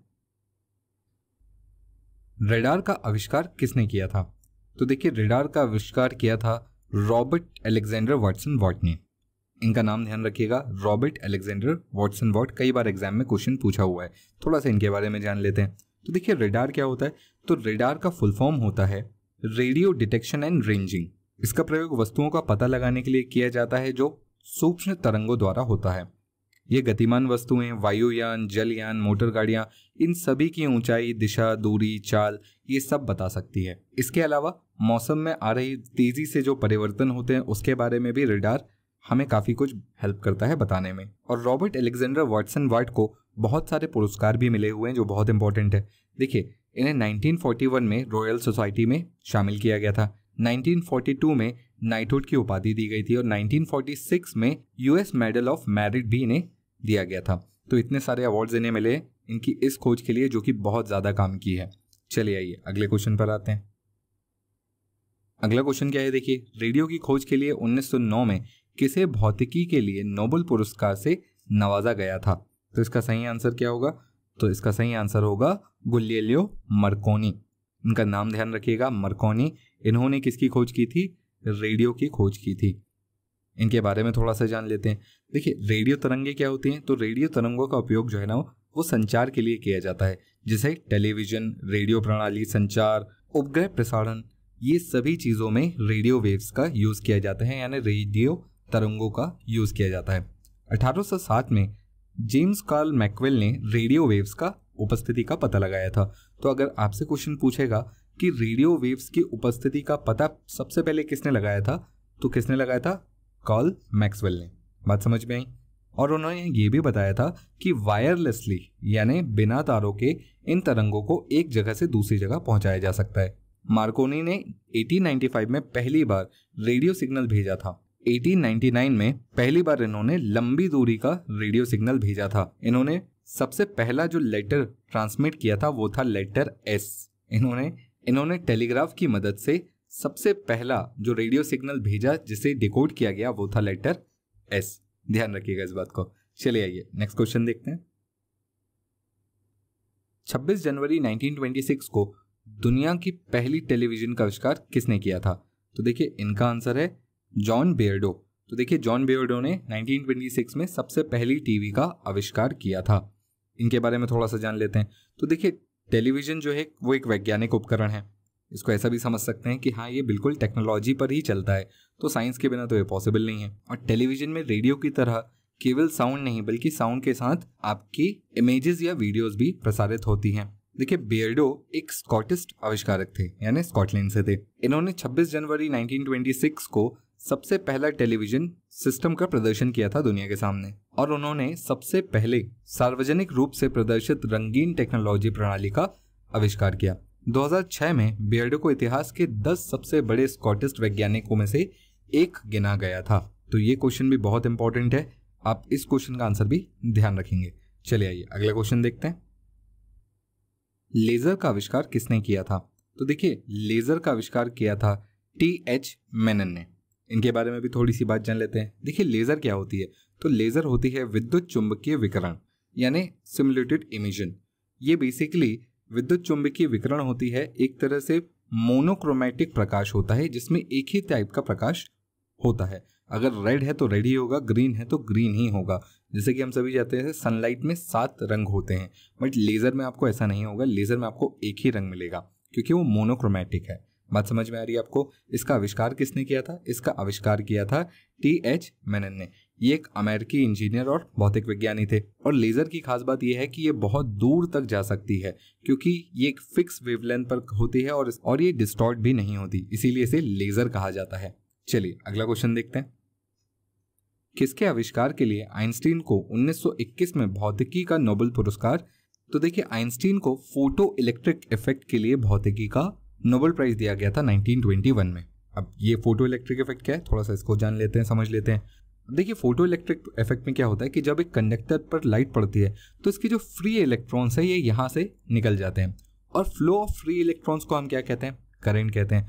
तो बेसिकली होता यहाँ पर यह है कि हम लाइट की मदद से किसी कंडक्टर के फ्री इलेक्ट्रॉन्स को वहां से निकालकर उसे एक वायर के थ्रू या कंडक्टर में बहाते हैं। उसी बहाव को हम इलेक्ट्रिसिटी कहते हैं और इसी को फोटो इलेक्ट्रिक इफेक्ट कहते हैं। अब ये थी इसकी डेफिनेशन सिंपल लैंग्वेज में, यहाँ पर भी पढ़ लेते हैं। जब कोई पदार्थ, धातु, अधातु, ठोस, द्रव्य, गैस किसी विद्युत चुंबकीय विकिरण के, जैसे कोई एक्सरे हो गई या किसी भी प्रकार की कोई लाइट हो गई, तो उससे ऊर्जा शोषित करने के बाद इलेक्ट्रॉन उत्सर्जित करते हैं या उत्सर्जित होते हैं, तो इसे ही हम फोटो इलेक्ट्रिक इफेक्ट कहते हैं। और इनसे जो इलेक्ट्रॉन्स निकलते हैं उन्हें फोटो इलेक्ट्रॉन्स कहा जाता है। आइंस्टीन ने सबसे पहले प्रकाश विद्युत प्रभाव की खोज की थी, यानी फोटो इलेक्ट्रिक इफेक्ट की इन्होंने खोज की थी, जिसके लिए इन्हें 1921 में भौतिकी का नोबेल पुरस्कार मिला था। इसी के साथ इन्होंने ये भी बताया था कि E=mc², बहुत ही फेमस फॉर्मूला है, हम सभी जानते हैं। चलिए, आई होप आपको ये भी समझ में आ गया होगा। अगले क्वेश्चन पर आते हैं। 1439 में प्रिंटिंग प्रेस का आविष्कारक किसे माना जाता है? देखिए, 1439 में पहली बार जो प्रिंटिंग प्रेस स्टैब्लिश की गई वो किसके द्वारा की गई? वो की गई योहान्स यूहेनबर्ग के द्वारा। तो हमारे लिए आंसर होगा योहानेस यूहेनबर्ग। बोलिए, क्लियर है? थोड़ा सा इसके बारे में भी जान लेते हैं। तो देखिए प्रिंटिंग प्रेस होती क्या है? प्रिंटिंग प्रेस बेसिकली छपाई की एक प्रेस है या मशीन द्वारा छापा गया कागज है, या शुरुआत में इससे पहले कपड़ों पर भी छापा जाता था। तो यही है प्रिंटिंग प्रेस, जो कि मशीन के द्वारा कपड़े या पेपर पर लिखा जाता था। तो जैसा कि मैंने अभी आपको बताया कि प्रेस की जो पहली प्रेस थी वो किसने एस्टेब्लिश की थी? जोहान गुटेनबर्ग ने एस्टेब्लिश की थी सन 1439 में। तो उसके पहले क्या होता था? तो उसके पहले हाथ से लिपि लेख लिखे जाते थे, चाहे पत्थरों पर या पत्तों पर या कपड़ों पर। तो उसके पहले हाथ से लिखा जाता था। तो आई होप आप समझ चुके होंगे इसका आंसर क्या है, योहानस गुटेनबर्ग। चलिए अगले क्वेश्चन पर आते हैं। अगला क्वेश्चन क्या है देखिए, ट्रांसफार्मर की खोज माइकल फैराडे ने किस सन में किया था? तो यहाँ पर इंपॉर्टेंट बात तो यह है, पहले यही याद रख लीजिए कि ट्रांसफार्मर की खोज किसने की थी? माइकल फैराडे ने की थी। किस सन में की थी? तो इन्होंने की थी 1831 में की थी। आई होप आपको ये क्वेश्चन समझ में आ गया होगा। थोड़ा सा इसके बारे में भी जान लेते हैं। तो देखिए ट्रांसफार्मर जो है आज की विद्युत प्रणाली को चलाने के लिए बहुत ज़रूरी है। हम सभी जानते हैं हमारे घर के आसपास ट्रांसफार्मर लगा ही होगा। तो देखिए ट्रांसफार्मर का मेन काम क्या होता है? ट्रांसफार्मर का मेन काम होता है कि वो वोल्टेज को बढ़ाए या कम करे। तो यानी एक तरफ से अगर हाई वोल्टेज आ रहा है तो वो उसे लो वोल्टेज में कन्वर्ट कर सकता है, या लो वोल्टेज आ रहा है तो वो उसे हाई वोल्टेज में कन्वर्ट कर सकता है। ट्रांसफार्मर रिवर्सली काम कर सकता है, यानी दोनों तरफ काम कर सकता है। तो यहीं पर ये बात लिखी हुई है। माइकल फैराडे ने ट्रांसफार्मर की खोज 1831 में की थी। दोनों तीनों बातें बहुत ध्यान से रखिएगा, एग्जाम में क्वेश्चन पूछ सकता है यहाँ से। चलिए अगला क्वेश्चन देखते हैं। 3 फेजी एसी मोटर का जनक किसे माना जाता है? तो देखिए इसका आंसर है निकोला टेस्ला। निकोला टेस्ला को ही एसी की जितनी भी मोटर्स हैं, बेसिकली इंडक्शन मोटर और एसी मोटर का जनक माना जाता है। यहां पर ये कुछ इस तरीके से एसी फेज काम करता है। 3 फेजी विद्युत प्रणाली जो है या विद्युत शक्ति जो है, 3 फेज इलेक्ट्रिक पावर जिसे हम बोलते हैं, जो हमारे घरों में आती है, वो एक्चुअली एक अल्टरनेटिव करंट होती है। और एसी करंट पर भी टेस्ला ने बहुत सारे टेस्ट किए हैं या बहुत सारी खोजें की हैं सन 1887 से लेके 1888 तक। इनकी जो सबसे महत्वपूर्ण खोज थी वो थी 3 फेज इंडक्शन मोटर। हालांकि इन्होंने बहुत सारी महत्वपूर्ण खोजें की हैं जिनको हम आज तक यूज़ कर रहे हैं। रिमोट कंट्रोल हो गया, 3 फेज इंडक्शन मोटर हो गया, जिसे उद्योगों का घोड़ा भी कहा जाता है, वर्क हॉर्स। तो इसको ध्यान रखिएगा, एग्जाम में आपसे ये भी पूछ सकता है कि उद्योगों का घोड़ा किसे कहा जाता है। तो आपको याद रखना है इंडक्शन मोटर को कहा जाता है। और इसे किसने इन्वेंट किया था? तो निकोला टेस्ला ने किया था। अब देखिए जो 3 फेजेस होते हैं उनके अलग अलग कलर होते हैं, अलग अलग 3 अलग अलग कलर के वायर्स होते हैं। ये कलर डिफरेंट भी हो सकते हैं। हमारे यहाँ जनरली लाल, पीला और नीले के रूप में यूज़ किया जाता है। और इसके बाद जो न्यूट्रल फेज होता है उसे काले रंग के वायर से दर्शाया जाता है, जबकि अर्थिंग का जो वायर होता है वो हरे कलर का होता है। तो इन कलर्स को भी ध्यान रखिएगा, कभी आपको घर पे भी काम आ सकते हैं। चलिए नेक्स्ट क्वेश्चन पर आते हैं। 1895 में एक्सरे की खोज किसने की थी? तो देखिए इसका आंसर बहुत सिंपल है, WC रंटजेन। इन्होंने एक्सरे की खोज की थी कब? 1895 में। इनके बारे में थोड़ा सा जान लेते हैं। तो देखिए ये वो पहला एक्सरे जो कि लिया गया था। अब एक्सरे क्या होता है? तो देखिए एक्सरेज जो होती है ना, वो एक प्रकार की विद्युत चुंबकीय विकिरण होती है, इलेक्ट्रोमैग्नेटिक वेव्स होती है, हम सभी जानते हैं। और इन एक्सरेज पे उच्च ऊर्जा होती है। साथ ही शरीर सहित कई अधिकांश वस्तुओं से गुजर सकती है, यानी हमें ये इजीली पार कर सकती हैं। बट ये बोन्स को पार नहीं कर पाती, यानी हड्डियों को पार नहीं कर पाती। तो यहाँ पर जो इमेज आती है ना आपको, ये बेसिकली एक प्रकार की शेडो है। ये वो शेडो है जिसे एक्सरे पार नहीं कर पाई, बाकी से यहाँ से एक्सरे पार कर गई है। आई होप आप समझ गए होंगे कि एक्सरे कैसे काम करती है। एक प्रकार की ये बिल्कुल वही तरीका है कि जब आप फोटो कैसे खींचते हैं, बस वही है। रॉन्टजेन को जब ये पहली बार एक्सरेज मिली थी तब उनके लिए ये अज्ञात ऊर्जा थी, जिसके बाद में उन्होंने इसका नाम दिया एक्सरे। और बाद में ये पता भी चला कि ये नरम वस्तुओं को ईजिली पेनिट्रेट कर जाती है, यानी उनके आर पार निकल जाती हैं, पर हड्डी से नहीं निकल पाती। और फोटोग्राफिक प्लेट पीछे रखकर आप इसकी छाया की फोटो ले सकते हैं, यानी बेसिकली जिससे पार नहीं हो पाएगी उसकी फोटो आ जाएगी। ठीक है, चलिए नेक्स्ट क्वेश्चन देखते हैं। अगला क्वेश्चन क्या है देखिए, कंप्यूटर का पिता किसे माना जाता है? तो देखिए कंप्यूटर का पिता कैसे माना जाएगा? तो चार्ल्स बेबरेज को माना जाता है। इनके बारे में भी थोड़ा सा जान लेते हैं। तो देखिए कंप्यूटर क्या है? कंप्यूटर एक प्रोग्रामेबल मशीन है जिसे आप प्रोग्राम कर सकते हैं अपने सहूलियत के हिसाब से। अब आपको कोई मैथ्स की इक्वेशन सॉल्व करनी है तो आप उसे उस हिसाब से भी सॉल्व कर सकते हैं, या उस प्रोग्राम को उस हिसाब से डिज़ाइन कर सकते हैं, या तार्किक क्रियाओं की गणनाओं को करने के लिए निर्देश दिया जा सकता है। तो बेसिकली कंप्यूटर जो है कितना इंपॉर्टेंट इन्वेंशन है आपको बताने की ज़रूरत है नहीं। इसे इन्वेंट किसने किया था? तो चार्ल्स बेबरेज ने इसे किया था। चार्ल्स बेबरेज कौन थे? गणितज्ञ थे, आविष्कारक थे, इंजीनियर भी थे साथ में, और इन्हें ही हम कंप्यूटर का पिता भी कहते हैं। तो आई होप आपको ये सारी बातें समझ में आ गई होगी और इनमें से बहुत सारी काम की बातें भी मिली होंगी। चलिए अगले क्वेश्चन पर आते हैं, और ये है हमारा आज का आखिरी क्वेश्चन। क्वेश्चन क्या है देखिए, टेलीस्कोप का आविष्कार हॉलैंड के किस वैज्ञानिक ने किया था? तो देखिए टेलीस्कोप का आविष्कार किसने किया था? तो टेलीस्कोप का आविष्कार किया था हैंस लेप्रेसी ने।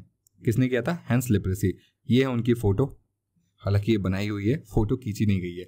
चलिए टेलीस्कोप क्या थी? ये थी टेलीस्कोप यानी दूरदर्शी यंत्र, जहां पर आप दूर की चीजों को काफी पास से देख सकते हैं। दूरबीन का आविष्कार जो था वो 17वीं सदी की शुरुआत में हॉलैंड के मिडलबर्ग शहर में रहने वाले एक चश्मा व्यापारी के बेटे का नाम क्या था? हैंस लेप्रेसी द्वारा खेल खेल में कर लिया गया था। और इसी दूरबीन को काफी हद तक मॉडिफाई किया गया, किसके द्वारा? गैलीलियो के द्वारा। तो अगर आपसे पूछा जाएगा कि पहला टेलीस्कोप किसने बनाया, तो हैंस लेप्रेसी ने बनाया था। गैलीलियो ने इसे मॉडिफाई किया, इससे बेहतर बनाया, और उसके बाद पूरी दुनिया को ये बताया कि जो हमारा सौर मंडल है वो सूर्य केंद्रीय है। सूर्य केंद्रीय कहने का मतलब हमारा सौर मंडल सूर्य के आजू बाजू चक्कर लगा रहा है। इसके पहले ये माना जाता था कि पृथ्वी के आजू बाजू सूर्य और बाकी ग्रह चक्कर लगा रहे हैं, जबकि ऐसा नहीं था। इस चीज को गैलीलियो ने सिद्ध किया, किसकी मदद से? टेलीस्कोप की मदद से। तो एक बहुत ही बड़ा और बहुत ही जरूरी इन्वेंशन था। सबसे पहला क्वेश्चन यहाँ पर पूछा गया है, निम्नलिखित में से किसकी कमी से एनीमिया रोग होता है? तो देखिए यहाँ पर एनीमिया रोग की बात की गई है। तो आइए ये रोग क्या है और किस कारण फैलता है, सबसे पहले इसके बारे में जान लेते हैं। तो देखिए फ्रेंड्स, एनीमिया रोग लौह तत्व युक्त भोज्य पदार्थों का सेवन न करने के कारण शरीर में खून की कमी से होता है। मतलब ऐसा भोजन जिसमें आयरन की मात्रा कम हो या फिर ना के बराबर हो, अगर ऐसा भोजन कोई भी व्यक्ति लगातार करता है तो उसे एनीमिया रोग हो सकता है। देखिए इस रोग में दोस्तों शरीर में लाल रक्त कणों या कोशिकाओं के नष्ट होने की जो दर है वो उसके निर्माण की दर से अधिक होती है। तो ऐसी कंडीशन में किसी भी व्यक्ति को एनीमिया रोग हो सकता है। देखिए भारत में 80% से अधिक जो गर्भवती महिलाएं हैं वो सभी एनीमिया रोग से पीड़ित है। तो देखिए गर्भवती महिलाओं में मतलब प्रेग्नेंट जो वुमन हैं उनमें ये समस्या काफ़ी आम है। अब एनीमिया रोग से बचने के लिए उपचार क्या है? तो देखिए ऐसा भोजन करना चाहिए जिसमें आयरन की मात्रा बहुत ज़्यादा हो। इसके अलावा देखिए ऐसा भोजन भी ले सकते हैं जो कि विटामिन ए और सी से युक्त हो। तो देखिए आयरन और विटामिन ए और सी जिस खाद्य पदार्थ में हो, अगर उनका सेवन किया जाए तो एनीमिया रोग से बचा जा सकता है। तो देखिए एनीमिया रोग यहाँ पर दोस्तों लोहे की कमी के कारण होता है। आंसर डी यहाँ पर सही हो जाएगा। आयरन की कमी से शरीर में एनीमिया रोग होता है। क्लियर? इसके बाद देखिए अगले क्वेश्चन पर आते हैं, कुत्ते के काटने से कौन सा अंग प्रभावित होता है? तो दोस्तों अगर किसी भी व्यक्ति को कुत्ता काट लेता है तो देखिए पूरा तंत्रिका तंत्र प्रभावित होता है शरीर में। तो आंसर हो जाएगा तंत्रिका तंत्र। देखिए कुत्ते के काटने से रेबीज या हाइड्रोफोबिया नाम का जो वायरस है वो तंत्रिका तंत्र को सबसे ज़्यादा प्रभावित करता है। अब देखिए किसी भी व्यक्ति को अगर कुत्ता काट लेता है तो उसमें इसके लक्षण 24 घंटे के बाद या फिर देखिए 14 दिन के अंदर दिखाई देने लगते हैं। अब इस रोग में होता क्या है? तो देखिए सामान्यतः किसी भी व्यक्ति को बुखार आ सकता है, उसके शरीर में पीड़ा होती है, बेहोशी होती है और उसे बेचैनी की समस्या होती है। तो ऐसी कंडीशन में देखिए ये सभी रेबीज के ही लक्षण हैं जो कि कुत्ते के काटने से फैलता है। अब अगर इसके लिए उपाय किसी भी व्यक्ति को करना है तो देखिए जिस भी व्यक्ति को कुत्ता काट लेता है उसे 24 घंटे के अंदर टिटनेस या फिर रेबीज का इंजेक्शन लगाया जाना चाहिए। तो इस स्थिति में देखिए इस रोग से बचा जा सकता है। तो कुत्ते के काटने से शरीर में तंत्रिका तंत्र सबसे ज़्यादा प्रभावित होता है। बच्चों को ट्रिपल एंटीजन मतलब डीपीटी किस रोग को रोकने हेतु दी जाती है? तो देखिए यहाँ पर डीपीटी का मतलब है दोस्तों डिप्थीरिया, कुक्कर खांसी और टिटनेस। तो बच्चों को ये जो इंजेक्शन लगाया जाता है, ये जो टीका दिया जाता है, ये डिप्थीरिया, कुक्कर खांसी और टिटनेस को रोकने के लिए दिया जाता है। तो आंसर हो जाएगा आंसर ए। देखिए डीपीटी वैक्सीन 7 साल के बच्चों को रोग प्रतिरोधक क्षमता बढ़ाने और डिप्थीरिया, काली खांसी और टिटनेस इन तीनों ही बीमारियों के बैक्टीरिया से बचाने के लिए देखिए दी जाती है। तो देखिए 7 साल से कम उम्र के बच्चों को ये वैक्सीन लगाई जाती है। मुख्य रूप से 2 से 4 महीने में इसका डोज लगाया जा सकता है, या फिर देखिए 15 से 18 महीने की होने पर, या फिर 4 से 6 साल का होने पर बच्चे को डीपीटी का टीका लगाया जाता है। तो डिप्थीरिया, कुक्कर खांसी और टिटनेस, ये डीपीटी का फुल फॉर्म है। आगे आ जाइए फ्रेंड्स, निम्न में से कौन सा रोग जीवाणु द्वारा होता है? तो देखिए यहाँ पर जीवाणु द्वारा होने वाले रोग के बारे में पूछा गया है। तो यह रोग है टाइफाइड। याद रखिएगा, टाइफाइड जो है वो सैल्मोनेला टाइफी नामक बैक्टीरिया से उत्पन्न होता है। बैक्टीरिया मतलब जीवाणु। और देखिए इससे शरीर में सबसे ज़्यादा आंत प्रभावित होती है। तो ये भी बहुत ही इंपॉर्टेंट फैक्ट है कि टाइफाइड में मनुष्य के शरीर का कौन सा अंग प्रभावित होता है। तो याद रखिएगा, आंतें इस रोग में सबसे ज़्यादा प्रभावित होती है। इस बीमारी में भी देखिए सामान्यतः रोगी को बुखार आ सकता है, भूख न लगने की समस्या हो सकती है, या फिर सीने पर लाल रंग के निशान पड़ सकते हैं। और देखिए थकान आना या फिर ठंड लगना, ये किसी भी डिसीज़ के देखिए बहुत ही सामान्य लक्षण हैं। अब देखिए अगर किसी भी व्यक्ति को टाइफाइड से बचना है तो उसे बायोवाक टाइफोड 25 CMG का इंजेक्शन दिया जाना चाहिए। और इसके अलावा टाइफाइड से बचने के लिए आसपास के क्षेत्रों में साफ सफाई का विशेष ध्यान रखना चाहिए। क्लियर? तो देखिए टाइफाइड जो है वो बैक्टीरिया के द्वारा फैलने वाला रोग है। तो आंसर हो जाएगा आंसर सी। अगला क्वेश्चन देखिए, चेचक से कौन सा अंग प्रभावित होता है? तो देखिए फ्रेंड्स, चेचक को मुख्य रूप से छोटी माता या चिकन पॉक्स के नाम से भी जाना जाता है। इस बीमारी में देखिए सामान्यतः आपने देखा होगा कि जो भी पेशेंट है उसके पूरे शरीर पर लाल लाल छोटे छोटे धब्बे हो जाते हैं, या फिर लाल लाल छोटी छोटी फुंसियाँ हो जाती है। जैसा कि देखिए आप यहाँ पर चित्र में देख सकते हैं, इस पेशेंट के शरीर पे आपको छोटे छोटे लाल लाल धब्बे देखने को मिल रहे होंगे। तो इसी तरह देखिए चेचक की बीमारी में पूरा शरीर, विशेष रूप से चेहरा और हाथ पैर यहाँ पर प्रभावित होते हैं। तो आंसर डी यहाँ पर सही हो गया। अब ये जो रोग है वो किसके कारण फैलता है? तो देखिए चेचक एक ऐसा संक्रामक रोग है जो कि वेरियोला वायरस के कारण होता है। तो चेचक वायरस के कारण फैलने वाली बीमारी है। इसमें भी देखिए मुख्य रूप से बहुत ज़्यादा थकान आती है, गंभीर पेट दर्द हो सकता है, और बुखार, बेचैनी और वॉमिटिंग की प्रॉब्लम हो सकती है। अब इसके उपचार के लिए देखिए वेरिसेला का टीका चिकन पॉक्स में लगाया जाता है। तो चिकन पॉक्स वायरस के द्वारा फैलने वाली बीमारी है और इस रोग से पूरा शरीर प्रभावित होता है।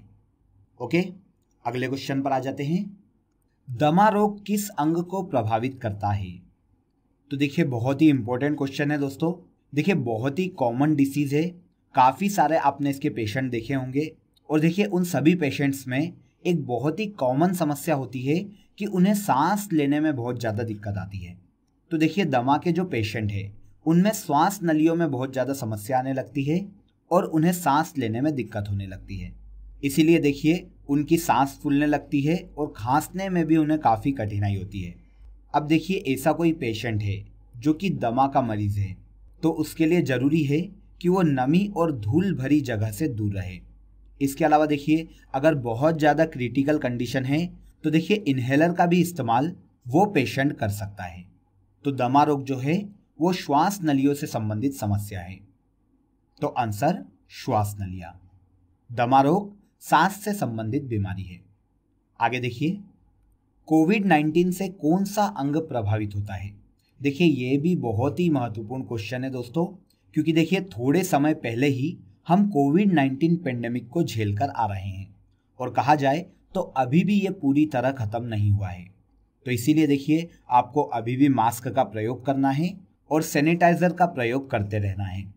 इसके अलावा देखिए अगर आप कोविड से पूरी तरह से सुरक्षित होना चाहते हैं तो आपको देखिए कोविशील्ड और कोवैक्सीन की दोनों डोज लगवा लेनी चाहिए। तो यहाँ पर देखिए कोविड के हमको उपचार पता चल गए जो कि हमें नॉर्मली पहले से पता थे। तो फ्रेंड्स अगर आप सभी ने अभी तक कोविड वैक्सीन नहीं लगवाई है तो जाकर आप दोनों डोज लगवा लीजिए ताकि हम कोविड-19 को हरा सकें। तो देखिए कोविड-19 जो है वो फेफड़ों से संबंधित बीमारी है। ये सबसे ज़्यादा मनुष्य के शरीर में फेफड़ों को प्रभावित करती है।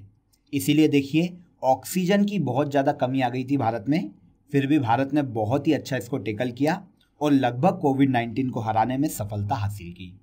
तो देखिए ये फेफड़ों से संबंधित बीमारी है, उपचार आपको पता चल ही गए। अब देखिए इसके लक्षण क्या है। तो नॉर्मली देखिए बुखार आता है जो कि सभी डिसीज में आता है। इसके अलावा देखिए कोविड-19 का जो पेशेंट है उसे स्वाद और गंध के बारे में पता नहीं चलता और सांस लेने में काफ़ी कठिनाइयों का सामना करना पड़ता है। तो कोविड-19 रोग फेफड़ों से संबंधित बीमारी है, तो आंसर सी। क्लियर।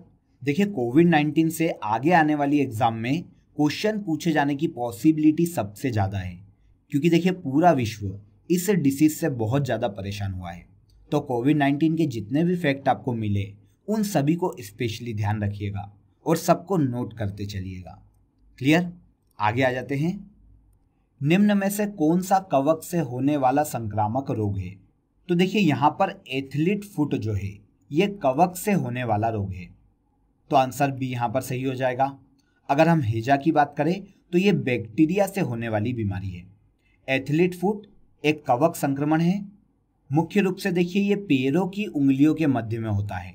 अगर कोई भी व्यक्ति बहुत ज़्यादा कंजेस्टेड फिटिंग वाले जूते पहन लेता है या फिर देखिए सॉक्स को काफ़ी दिनों तक नहीं धोता, तो ऐसी कंडीशन में देखिए पसीने के कारण ये बीमारी हो सकती है। इस डिसीज़ में देखिए पैर की उंगलियों में खुजली होने लगती है और कभी कभी पैरों में छाले भी पड़ जाते हैं। तो एथलीट फुट कवक से होने वाला संक्रमण है। आगे देखिए स्वाइन फ्लू वायरस से कौन सा अंग प्रभावित होता है। देखिए स्वाइन का मतलब यहाँ पर होता है दोस्तों सुअर, क्योंकि ये सुअर से फैलने वाली डिसीज है। और एक और जो महत्वपूर्ण फैक्ट आपको यहाँ पर मिला है वो ये है कि स्वाइन फ्लू जो है वो वायरस के कारण फैलने वाली बीमारी है। स्वाइन फ्लू श्वसन से संबंधित एक बीमारी है जिसमें देखिए मरीज को सांस लेने में कठिनाई होती है और यह जो डिसीज है स्वाइन इन्फ्लुएंजा वायरस के कारण फैलती है। तो सबसे पहले तो यहाँ पर आंसर हो गया श्वसन तंत्र। स्वाइन फ्लू जो है ह्यूमन बॉडी में देखिए श्वसन तंत्र को प्रभावित करती है। अब इसके भी लक्षण देखिए नॉर्मली तो बुखार ही है और इसके अलावा डायरिया, खांसी और गले में खराश स्वाइन फ्लू के अन्य लक्षण हैं। अब देखिए कोई भी स्वाइन फ्लू का पेशेंट है तो उसे एंटीवायरल दवाएं ओसेंटामिविर और जेनामिविर दी जाती है जो कि स्वाइन फ्लू को रोकने में कारगर है। तो स्वाइन फ्लू श्वसन से संबंधित रोग है जो कि मानव शरीर में देखिए सुअरों के द्वारा फैलता है। इसके बाद अगले क्वेश्चन पर चलते हैं फ्रेंड्स। प्रोटीन की कमी के कारण कौन सा रोग होता है। तो देखिए मानव शरीर में क्वाशियोरकर एक ऐसा रोग है जो कि प्रोटीन की कमी से होता है। अब ये क्या है। तो देखिए ये तीव्र कुपोषण का एक रूप है। अब ये डिसीज वयस्कों में भी हो सकती है और बच्चों में भी हो सकती है और दोनों में ही प्रोटीन की कमी के कारण ये डिसीज होती है। अब इसमें होता क्या है। तो देखिए नॉर्मली इस डिसीज में किसी भी व्यक्ति को भूख न लगने की शिकायत होती है। व्यक्ति के बालों के रंग में बदलाव हो जाता है, उसे शरीर में डिहाइड्रेशन होने लगता है, उसकी लंबाई बढ़ने में प्रॉब्लम होती है और पेट फूलने की समस्या देखने को मिलती है। अब अगर क्वाशियोरकर से किसी भी व्यक्ति को बचना है तो ऐसा भोजन लेना चाहिए जिसमें विटामिन ए की मात्रा बहुत ज़्यादा हो। अब देखिए अगर कोई भी व्यक्ति नॉन वेजिटेरियन है तो वो सी फूड, अंडे या लीन मीट ले सकता है जिसमें देखिए प्रोटीन की मात्रा बहुत ज़्यादा होती है। और अगर कोई भी व्यक्ति वेजिटेरियन है तो वो मटर, पत्तेदार सब्जी या हरी सब्जियां ले सकता है क्योंकि इसमें विटामिन ए और प्रोटीन बहुत ज़्यादा मात्रा में पाया जाता है। तो देखिए प्रोटीन की कमी को पूरा करके क्वाशियोरकर बीमारी को रोका जा सकता है। तो ये जो डिसीज है प्रोटीन की कमी से मानव शरीर में देखने को मिलती है। ओके, यहाँ तक के सभी क्वेश्चन क्लियर हो गए होंगे दोस्तों। आगे बढ़ते हैं। आंखों की दूरदृष्टि बीमारी किसके कारण होती है। देखिए दूरदृष्टि बीमारी मतलब दूरदृष्टि दोष है। अब देखिए दूरदृष्टि दोष जो है वो नेत्र गोलक के छोटा होने से होती है। इसे देखिए नॉर्मली मायोपिया के नाम से भी जाना जाता है। देखिए बहुत अधिक गैजेट का उपयोग करना, मोबाइल या फिर लैपटॉप का बहुत ज़्यादा उपयोग करने से ये बीमारी नॉर्मली हो सकती है। अधिक उम्र के लोगों में देखिए ये बीमारी ज़्यादातर देखने को मिलती है। अब इस बीमारी में देखिए आंखों में समस्या होने के कारण सिर दर्द होना, आंखों में जलन होना और स्पष्ट रूप से दिखाई न देने की प्रॉब्लम हो सकती है। इस डिसीज से बचने के लिए ज़रूरी है जब भी बाहर जाएं तो पराबैंगनी किरणों से बचने के लिए चश्मे का प्रयोग करें। और गैजेट का उपयोग कम से कम करें, साथ ही कॉन्टेक्ट लेंस का उपयोग भी कर सकते हैं। तो आंखों का दूरदृष्टि दोष जो है वो नेत्र गोलक के छोटा होने से होता है। तो आंसर ए यहां पर सही हो जाएगा। नेक्स्ट क्वेश्चन देखिए, फाइलेरिया रोग किससे उत्पन्न होता है? फाइलेरिया रोग एक प्रकार की पैरासाइट डिसीज है। यह बीमारी देखिए निमेटोड कीड़ों के कारण होती है। इसके अलावा नॉर्मली देखिए क्यूलेक्स मच्छर एक मच्छर का वंश है। इन मच्छरों के काटने से भी ये बीमारी फैल सकती है।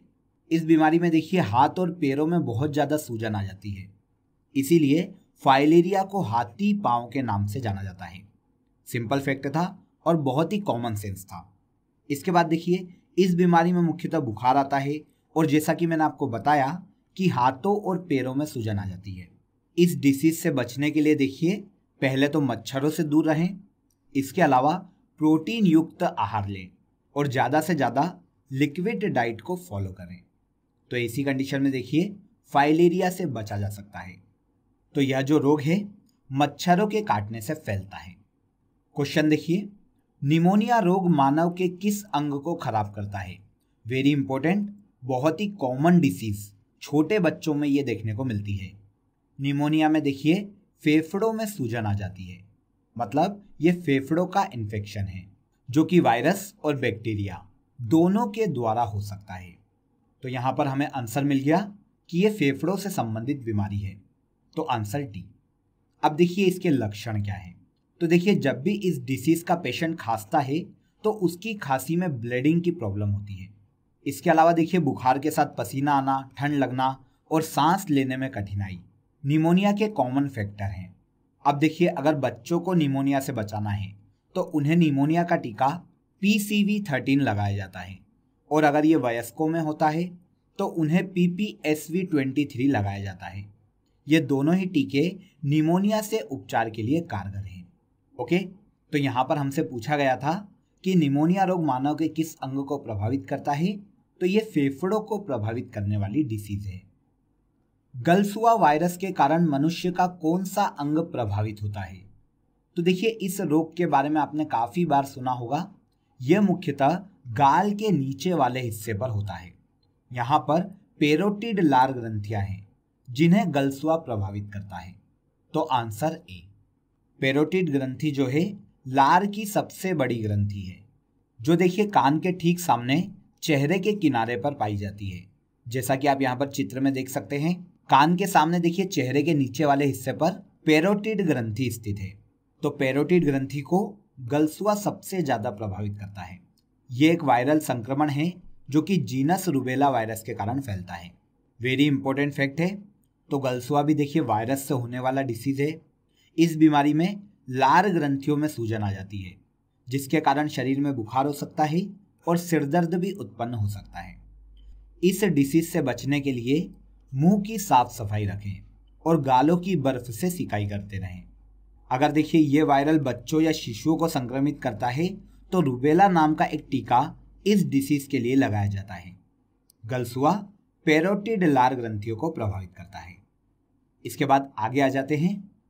अगला क्वेश्चन देखिए बहुत ज़्यादा इंपॉर्टेंट है दोस्तों, काफ़ी बार साइंस से ये क्वेश्चन पूछा जाता है। पोलियो के टीके की खोज किसने की थी? तो देखिए पोलियो के टीके की खोज का श्रेय जॉन ई सॉल्क को दिया जाता है। तो सबसे पहले तो आंसर पता चल गया, जॉन ई सॉल्क, इन्होंने पोलियो के टीके की खोज की थी। अब देखिए अगर हम ल्यूवेनहॉक की बात करें तो देखिए इन्होंने बैक्टीरिया की खोज की थी। हेनीमैन की अगर हम बात करें तो इन्हें होम्योपैथी का जनक माना जाता है, और एडवर्ड जेनर ने चेचक के टीके की खोज की थी। तो देखिए यहाँ पर 4 साइंटिस्ट के हमें नाम दिए गए हैं और हमें पता चल गया कि चारों ने किस किस की खोज की थी। अब आइए हम पोलियो के बारे में जान लेते हैं। बहुत ही कॉमन डिसीज है, पोलियो या पोलियोमिलाइटिस के नाम से जानी जाती है, जो कि एक गंभीर बीमारी है, और ये जो बीमारी है पोलियो वायरस के कारण फैलती है। तो पोलियो वायरस के द्वारा होने वाला रोग है। अब देखिए ये दूषित पानी पीने से या दूषित भोजन करने से, या फिर अगर कोई भी पोलियो का मरीज है तो उस संक्रमित व्यक्ति के सीधे संपर्क में आने से फैल सकती है। इस बीमारी में देखिए नॉर्मली मांसपेशियां बहुत ज़्यादा कमज़ोर हो जाती है, मेनिंजाइटिस हो सकता है और पीठ में दर्द हो सकता है। इस बीमारी से बच्चों को बचाने के लिए उन्हें समय समय पर पोलियो के टीके लगाए जाते हैं, जिन्हें देखिए न्यू बॉर्न बेबी के 2 महीने या 4 महीने में, या फिर 6 से 18 महीने में, या फिर 4 से 6 वर्ष की आयु तक लगाया जा सकता है। और अगर ये बीमारी वयस्कों में होती है तो सॉल्क वैक्सीन PV11 लगाई जाती है। तो ये जो टीका है ये पोलियो के लिए कारगर है। पोलियो के टीके की खोज का श्रेय जॉन ई सॉल्क को दिया जाता है। क्लियर? अगले क्वेश्चन पर आ जाइए। एड्स का क्या कारण है? तो याद रखिएगा, एड्स को HIV के नाम से भी जाना जाता है। Ads acquired immunodeficiency syndrome HIV नामक विषाणु के कारण फैलता है। तो वेरी इंपॉर्टेंट, ये वायरस से होने वाली बीमारी है। ये बीमारी देखिए असुरक्षित यौन संबंध के कारण या फिर किसी भी HIV पीड़ित महिला या पुरुष के संपर्क में आने से फैल सकती है। अब इस बीमारी के लक्षण क्या है?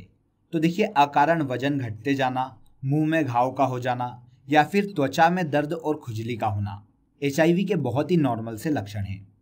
अब इससे उपचार के लिए देखिए सबसे जरूरी है कि कोई भी अगर HIV संक्रमित महिला या पुरुष है उसके ब्लड के सीधे संपर्क में आने से बचना चाहिए।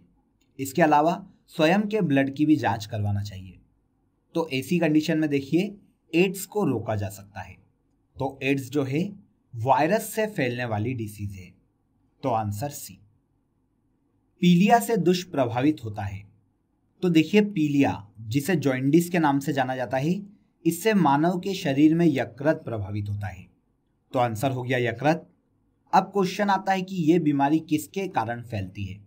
तो देखिए पीलिया हेपेटाइटिस वायरस के कारण होता है। तो वेरी इंपॉर्टेंट फैक्ट मिल गया कि पीलिया वायरस के कारण फैलने वाली बीमारी है। जब भी देखिए लिबिरुबिन की अत्यधिक मात्रा शरीर में बढ़ जाती है तो शरीर में पीलिया हो जाता है। और जैसा कि अभी हमने बात की है कि यह मानव शरीर में यकृत को प्रभावित करता है। इसके बाद देखिए इस डिसीज के बहुत ही सामान्य से लक्षण ये है दोस्तों कि इसका जो पेशेंट है उसका आंख का जो सफ़ेद हिस्सा है वो पीला पड़ जाता है। इसके अलावा इस डिसीज में देखिए बहुत ही तेजी से वजन घटने लगता है और लगातार थकान भी महसूस होती है। पीलिया से बचने के लिए किसी भी व्यक्ति को प्रोटीन और कार्बोहाइड्रेट युक्त भोजन लेना चाहिए। मतलब ऐसे खाद्य पदार्थ का सेवन करना चाहिए जिसमें प्रोटीन और कार्बोहाइड्रेट बहुत ही प्रचुर मात्रा में हो। तो याद रखिएगा पीलिया वायरस द्वारा फैलने वाली बीमारी है और यह मानव शरीर में यकृत को प्रभावित करती है। ओके, आगे आइए। इसके बाद अगला क्वेश्चन देखिए।